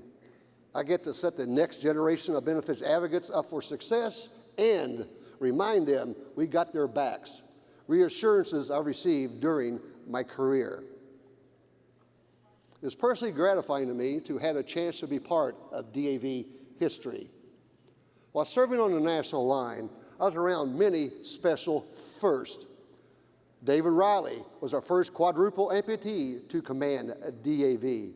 Delphine Metcalf Foster took the helm as the first woman to have the top post. Butch Whitehead was the first post-9/11 veteran to lead. And our current commander, the incomparable Nancy Espinoza, is the first Latina.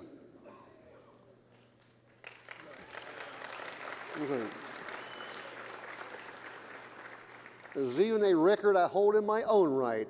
At the National Disabled Veterans Golf Clinic, I was the first DAV national commander to break 100 with a cigar that stayed continuously lit for 18 holes.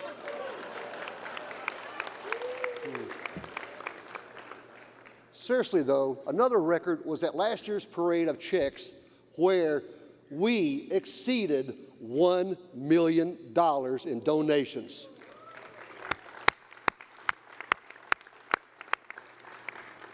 To that, I owe all of you a debt of gratitude, and I hope we can do it again. The foundation is indelibly connected to the heartbeat of DAV. our departments and chapters. The stories we get to hear and the conversations we have with all of you are a constant reminder what makes DAV special. It's a tremendous honor to be part of a critical program that ensures DAV will continue keeping our promise to our nation's veterans for generations to come. When it comes to keeping our promise, it was a very busy year. In 2023, DAV service officers submitted more than 209,000 claims for over 611,000 specific injuries and illnesses on behalf of veterans, their families, and their survivors. Our service program took over 2.8 million actions to advocate for veterans and their families. Our benefits advocates, all disabled veterans, are professionals in a truest sense and remain the benchmark of service officers. The Foundation contributes to the Service Department's continuous training program and leverages technology assets like iTrack to keep our benefits advocates up to date. Of note, total client contributions to the Foundation, which are a generous expression of appreciation for the work of our National Service Officers and Transition Service Officers, exceeded $490,000 in 2023. The Foundation's Columbia Trust allows us to distribute resources to DAV departments and chapters in need across the country. In 2023, the Columbia Trust awarded grants totaling more than $1.9 million to help chapters and departments provide medical transportation, coordinate volunteerism in hospitals, enable department and chapter service programs, and support and assist other initiatives like those that combat veterans' homelessness. The Trust also helped chapters and departments purchase nearly 100 new vehicles, which were donated to the VA as part of the DAV Transportation Network program. These vehicles contribute to DAV volunteers, providing more than 245,000 no-cost rides to veterans through the DAV Transportation Network. Those volunteers logged more than 575,000 hours and drove over 9.2 million miles.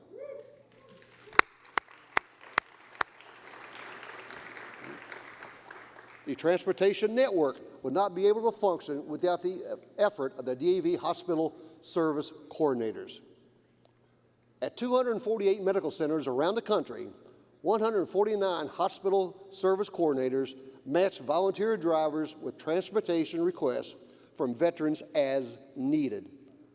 The Foundation is grateful to support nearly 240 state-level department service officers and 2,065 chapter service officers who assist with DAV's primary mission of benefits advocacy in their local communities.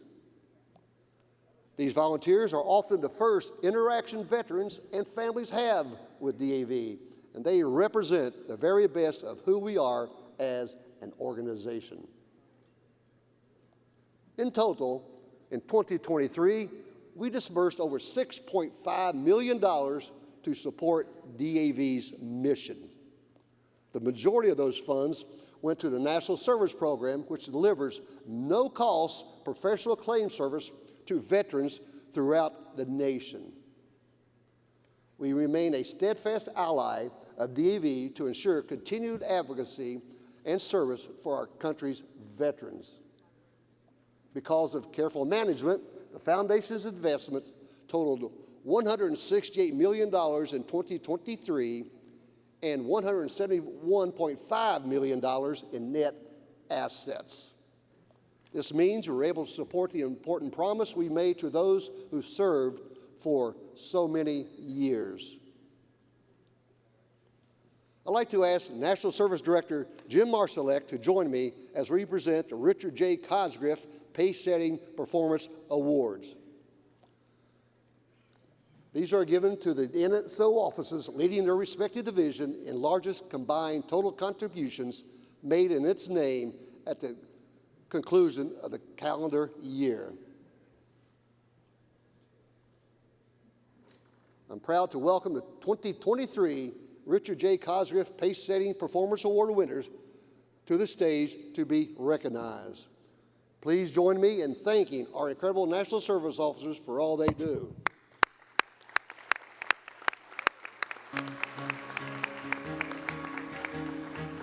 Division 1, the DAV National Appeals Office in Washington, D.C., with a total of $3,650. And accepting the award on their behalf is National Appeals Office Supervisor Aaron Montague.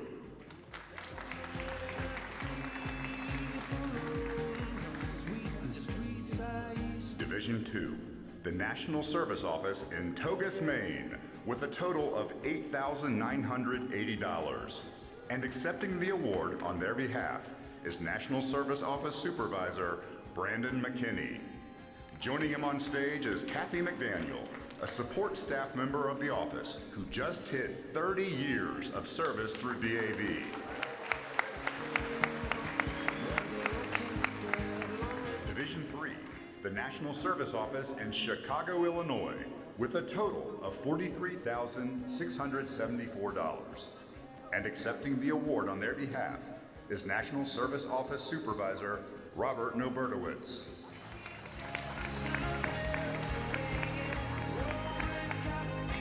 Division 4, the National Service Office in St. Louis, Missouri, with a total of $62,315.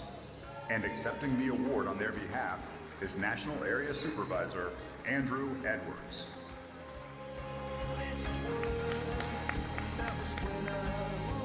Division 5, the National Service Office in Winston-Salem, North Carolina, with a total of $20,642.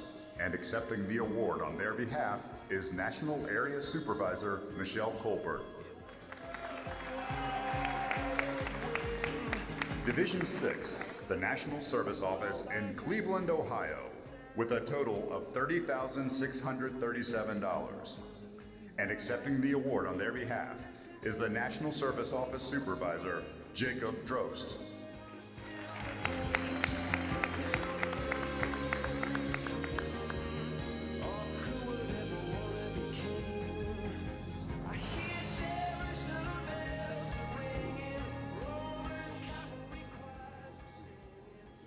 Please join me again in thanking our incredible National Service officers for all they do.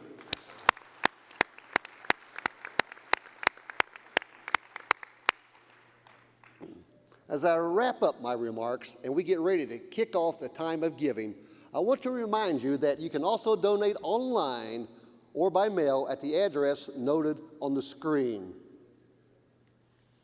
Every cent you donate to the foundation both supports all the service initiatives we back and ensures DAV is in the best possible position to fulfill its mission. Whichever method you choose to give, know that it's a way to honor and commemorate our brothers and sisters in arms and show our commitment to America's finest. To start, I'm pleased to acknowledge contributions from the Memorial Rearmament League of $2,000 and from Finnegan, Henderson, Faribault, and Gunner of $25,000, whose lifetime total now exceeds $2.9 million.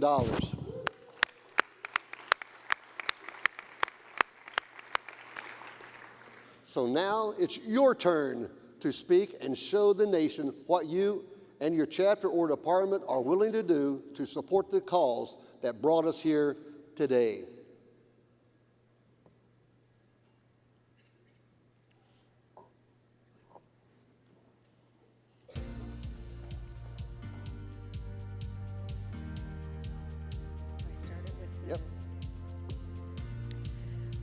I'd like to start off the giving by an award, a donation from the Memorial Rearmament League for $2,000, bringing the total given to $32,700. Thank you to the National Service Foundation.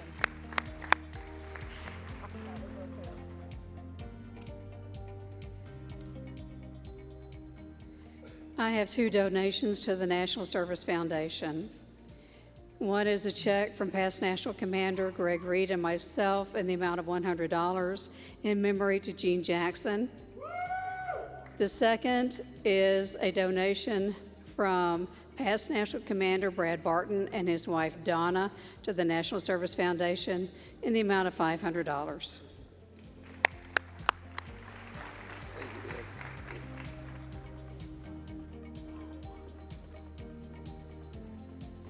On behalf of the Department of Florida, I have $5,000 for Columbia Trust and $5,000 for the National Service Foundation.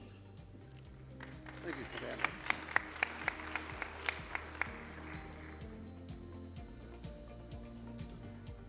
Yes, Central Florida Chapter 16, $2,500 to the Columbia Trust and $2,500 to the National Service Foundation. Thank you, Stanley. Yes, sir.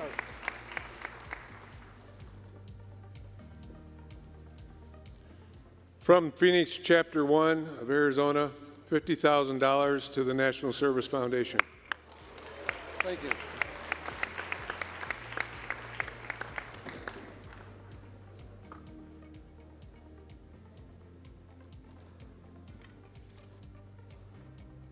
Philip A. Famara Jr., Chapter 76, donating $1,000 in behalf of Al Barakowski, our past state commander, and Chapter 76 and district commander, and also on the legislative committee for national. Thank you. Thank you.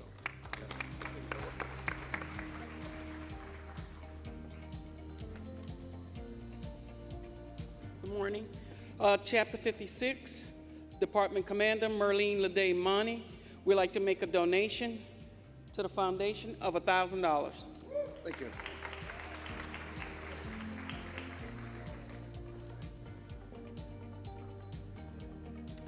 Hi, Christy Chisholm from Oklahoma, past State Auxiliary Commander from Unit 88. And I'm Vicki Brown, the past Department Commander, Chapter 43.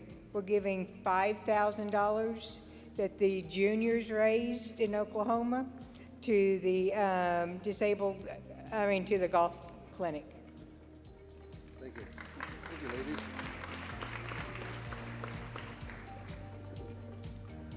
Department of Minnesota, $20,000 to the Golf Classic, $20,000 to the Sports Clinic, and $10,000 to the Columbia Trust. Also, the foundation from the Department of Minnesota is donating $20,000 to the Golf Classic, $20,000 to the Sports Clinic, and $10,000 to the service for a total of $100,000. Thank you.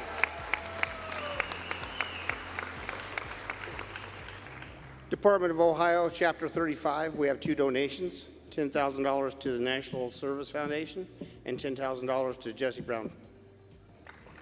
Thank you. Kim? Kim Tatham from this great state of Missouri, and I personally give $2,000 to the Charitable Service Trust, $2,000 to the National Service Foundation, and $2,000 to disaster relief, all in honor of our NSO office in St. Louis. Thanks, Kim.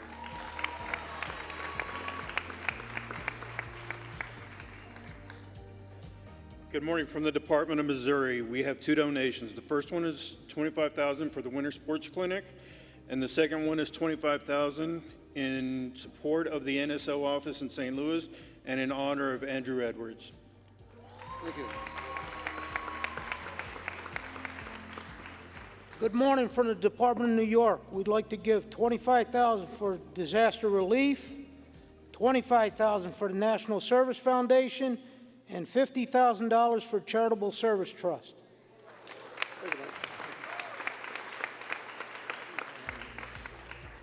Hi, Devin Bourne from the Department of Nevada. We give $1,000 to the National Service Foundation, $1,000 to the Columbia Trust, $500 to the Charitable Trust, $500 to the Disabled Veterans Memorial Life Fund, and $500 to the Just Be Kids Fund. Thank you, sir. Thank you. Kevin Cooper, the Department of Arizona, $10,000 to the National Service Foundation, $5,000 to the golf tournament, and I've also been asked to, one of our chapters, Chapter 26, is also doing $20,000 to the golf tournament. Thank you, Kevin. On behalf of Chapter 20, Glendale, Arizona, we're donating $10,000 to the golf clinic. Thank you, sir. Al Leger, on behalf of the Department of Louisiana, $1,000 to the Service Foundation Trust. Thank you, sir. You're welcome. Bob Bronson from the Department of Massachusetts. We are doing $1,000 to both National Service Foundation and the Columbia Trust. Thank you. Thank you. I'm Bob Cudworth, a member of Chapter 1, Pennsylvania, the second oldest chapter in the nation. I'd like a $1,500 contribution in memory of my brother Elmer, a World War II B-26 pilot who was killed in action on January 19, 1945. My brother Kenneth, who was a corpsman first class for in the Korean War, who passed away on August 3, 1995. And my wife Edna, a U.S. Army nurse, and subsequently an Army wife who passed away on January 9, 2023. Thank you. Thank you, sir.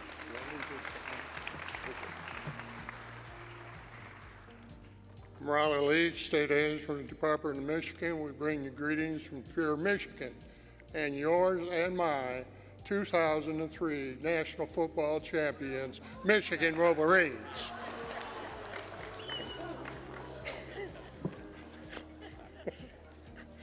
$5,000 to the National Service Foundation, man. Thank you, Robert. Thank you. On behalf of Department of Michigan, PDC Lolita Tucker, $5,000 to the Disaster Relief Fund. Thank you. Also from the state of Michigan, Commander Brian Fogg, $5,000 to the Columbia Trust Fund. Thank you, sir. Department Commander of the State of Tennessee, $2,500 Columbia Trust, and $5,000 for Midwinter. Thank you, sir. Senior Vice Commander Linda Lee from Tuscaloosa, Chapter 1, Department of Alabama, contributing $3,000 to the National Service Foundation. Thank you. Thank you, ma'am.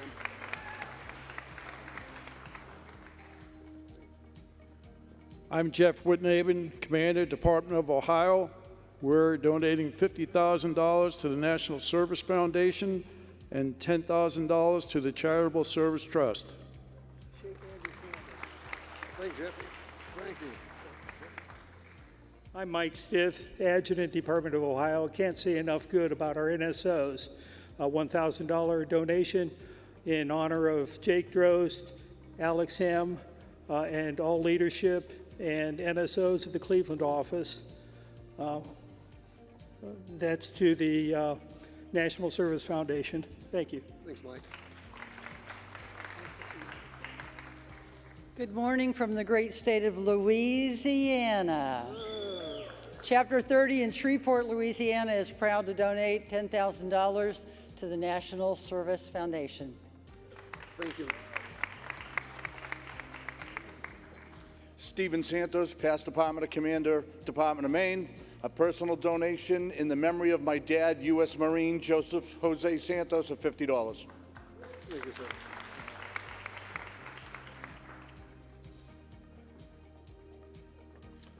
Kenneth Wilson from the Department of Illinois, representing Chapter 17. 5,000 golf clinic, 5,000 for the winter sports clinic, 5,000 for disaster relief, 10,000 for National Service Foundation. In memory of Carla Reynolds, who is Al Reynolds' deceased wife, Chapter 17 Auxiliary is donating $2,500 to Just Be Kids, and least but not last, $500 to caregivers.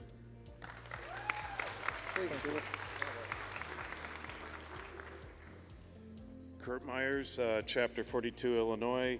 On behalf of the Department of Illinois, $5,000 to the Golf Clinic, $5,000 to the Winter Sports Clinic, $5,000 to the DAV Disaster Relief, and $5,000 to the National Service Foundation. Thank you.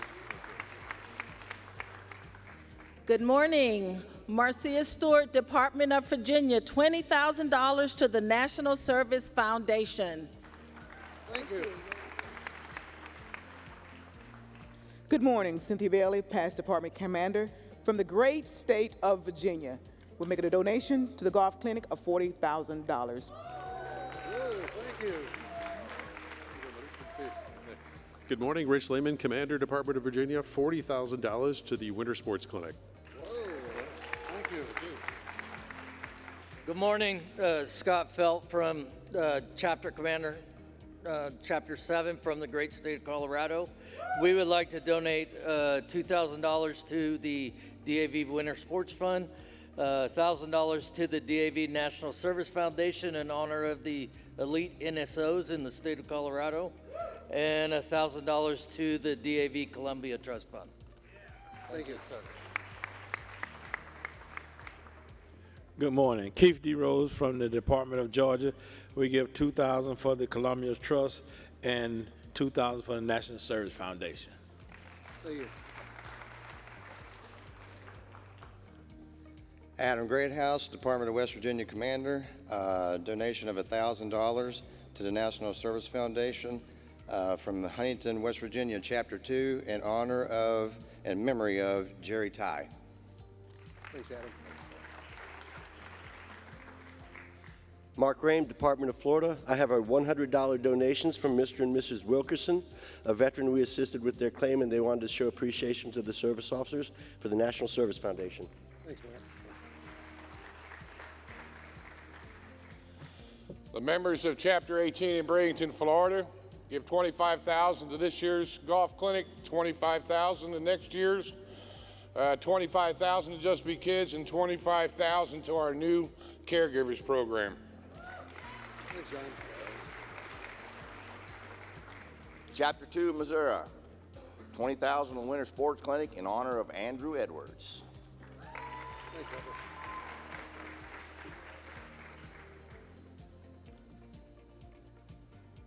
In honor of Andrew Edwards, from the DAV Kansas City, Missouri, Ernestine Schumann Hink, Chapter 2, $50,000 to the National Service Foundation. Thank you. Gary Puck, Chapter 2, Missouri. I have $5,000 for the Disabled Veterans Golf Clinic in honor of Andrew Edwards. Thank you. Leon Booker, Commander of Wilmie Tate, Chapter Number 1 from the great state of Georgia. We make a donation of $2,000 to the Columbia Trust. Thanks, Leon. James Hunter from the great state of North Carolina, Commander, donate $1,000 to the National Service Foundation and an additional $1,000 to the Columbia Trust.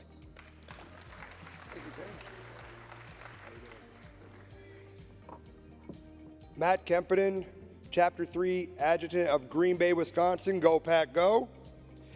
We'd like to donate $10,000 to the Charitable Service Trust in honor of past National Commander and past President of Charitable Service Trust, Richard Marbs.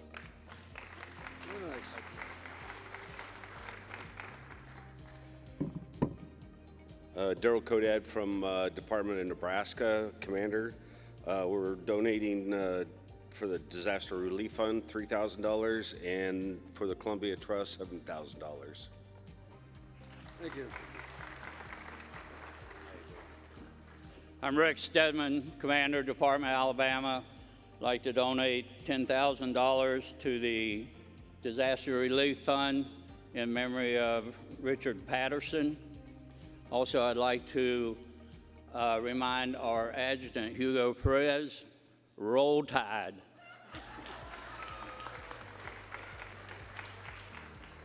Howdy, y'all. From the Lone Star State of Texas, the Blue Bonnet Chapter 20, newbie CSO Bobby Joe. We're donating $1,000 to the National Service Foundation. Thank you. Hi, from the state of Pennsylvania, past department commander and commander, $1,000 to the National Foundation. Thank you. Ernie Boivag, Chapter Adjutant and Treasurer for Chapter 12 in Rhode Island, $500 for the National Service Foundation, and $500 for the Columbia Trust. Thank you, sir.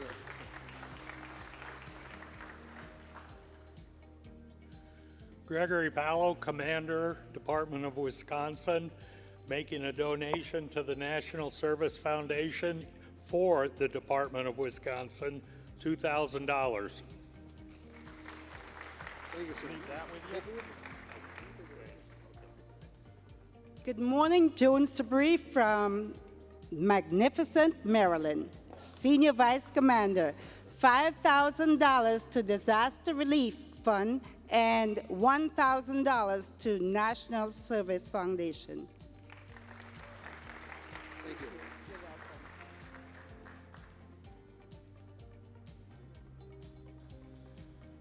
Dan Murphy, the Adjutant of the Department of Idaho.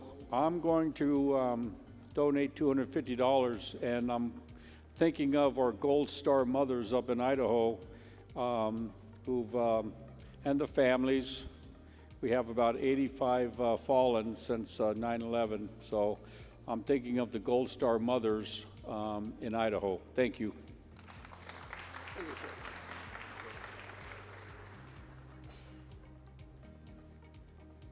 Sherry Stevenson, Adjutant of Chapter 158 in New York, our chapter donates $1,000 to Just Be Kids in honor of Samuel Sid Gordon, our World War II chaplain who just passed in February. Thank you. Hello, everyone. I'm Anita L. Franklin from the great state of Texas, Chapter 128, San Antonio, Texas. We are making a donation to Columbia Trust for $1,500. Thank you. Thank you.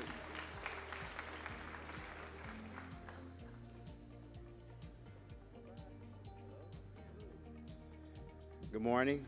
Philippe Snow and Delvin Bourne here on behalf of Chapter 12, Henderson, Nevada, donating $1,000 to the Columbia Trust on behalf of the O'Ray family, who are esteemed members of our chapter. Thank you. Thank you.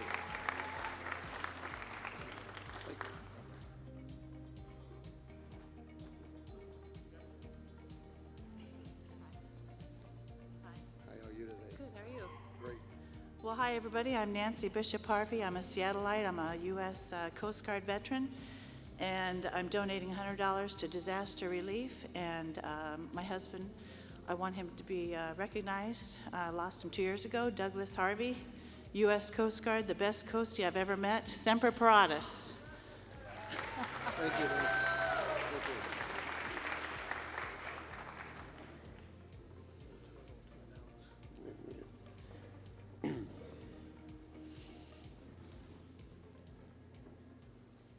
You are all wonderfully generous. Thank you. Our donation totals for all programs $1,081,343.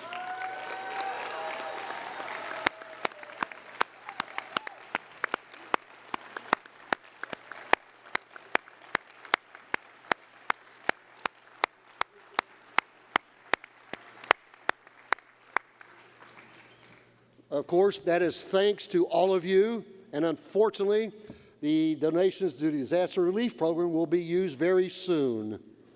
Right? Your gifts to the DV National Service Foundation are truly empowering veterans to build successful, fulfilled lives. And your generosity goes a long way to ensuring DEV's critical service and programs. I look forward to another successful year working on behalf of those we serve. Commander, this concludes my report. Thank you, Commander. Thank you. Thank you for that outstanding report. May I have a motion to accept the report for the National Service Foundation? Mike 1. Mike 1. Maurice Clark, Chapter 47, Department of Washington. So moves. May I have a second? Mike 3. Mike 3. Henry Spady, Naomi, Chapter 15, Pennsylvania. I second that motion. All those in favor signify by saying aye. Aye. Opposed? So ordered. Thank you, Andy. I would like to call upon Chairman Rob Reynolds for the final report of the Committee on Constitution and Bylaws.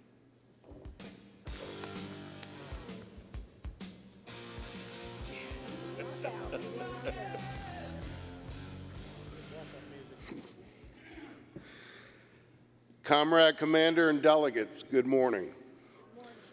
I will now proceed with the second reading of the proposed changes to the Constitution and bylaw, which are recommended for adoption. In the interest of time, again, I will read only the number and purpose of the resolutions. Resolution number 446, amend Article 3, Section 3.6, Paragraph 1 of the bylaws to allow for 2 delegates and 2 alternates for each state department at the National Convention rather than 1 delegate and 1 alternate per department. Resolution number 561, amend Article 3, Section 3.5, Paragraph 1 of the bylaws to increase the National Convention registration fee from $25 to $35 for each delegate, alternate, and visitor attending National Convention. Resolution number 562, amend Article 3, Section 3.5, Paragraph 2 of the bylaws to increase the amount to be deposited into the National Convention Fund per chapter. The increase would consist of, for chapters with 100 members or less, increase from $20 to $30. For chapters with 101 to 1,000 members, increase from $40 to $60. For chapters with 1,001 to 3,000 members, increase from $60 to $90. And for chapters with 3,001 members or more, increase from $80 to $120. Resolution number 563, amend Article 8, Section 8.4, Paragraph 2 of the bylaws to increase the amount required to prompt a CPA review for departments with gross annual income, excluding all income from the national organization, from $300,000 to $500,000.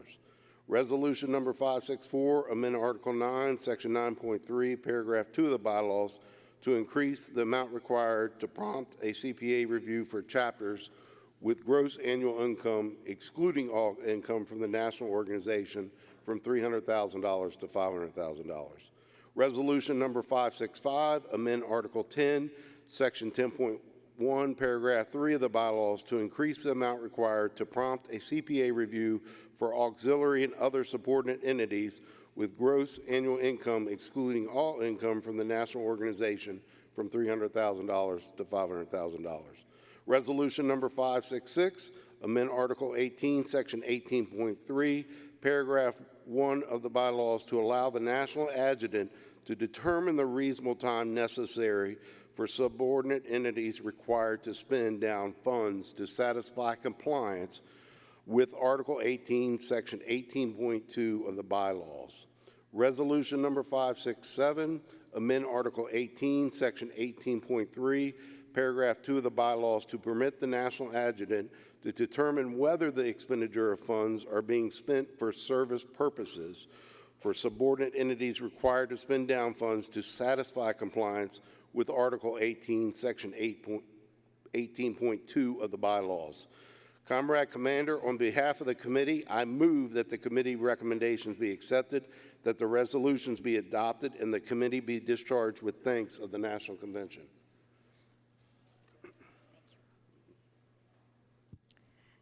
You have heard the motion. May I have a second?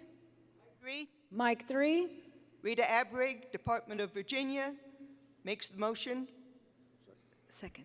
Makes a second. Thank you. In accordance with Rule 9, now is the time for any rejected resolutions to be read. Are there any rejected resolutions you wish read? All those in favor signify by saying aye. Aye. Opposed? The motion is carried. Thank you, Rob. Thank you.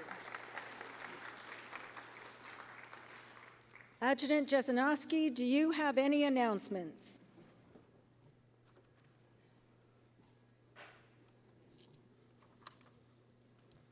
Boy, Andy left a hell of a mess up here. No checks, just a bunch of papers and IOUs. Immediately following this morning's business session, the final meeting of the nominating committee will be held in West 101C. This afternoon's final business session will begin promptly at 1:30. We will start off with the important business of nominations and elections of our officers. Please be on time. And we are giving away 3 $75 gift certificates that can be redeemed at our DAV store online or here during the convention. You must be present to win, as always. If I call your name and you are here, please see Membership Director Doug Wells right in front of the stage, right down here, as soon as we adjourn. The lucky winners today are Lori Brook, Minnesota, number 38. Mary Twiggs, Maryland, number 36. And John Long, South Carolina, number 20.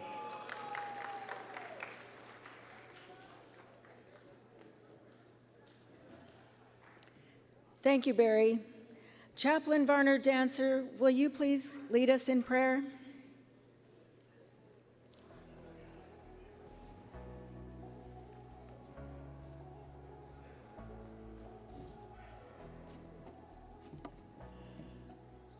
Let us pray. Almighty and great sovereign God, once again, we thank you for the gift of unity. We thank you, O God, for the gift of us, our ability in being able to work together, to strengthen one another, being unified, knowing that in all of our greatness, it cancels out our weakness. So as we go forth and continue looking forward to greater things, that we can come together of one mind, one body, making one sound.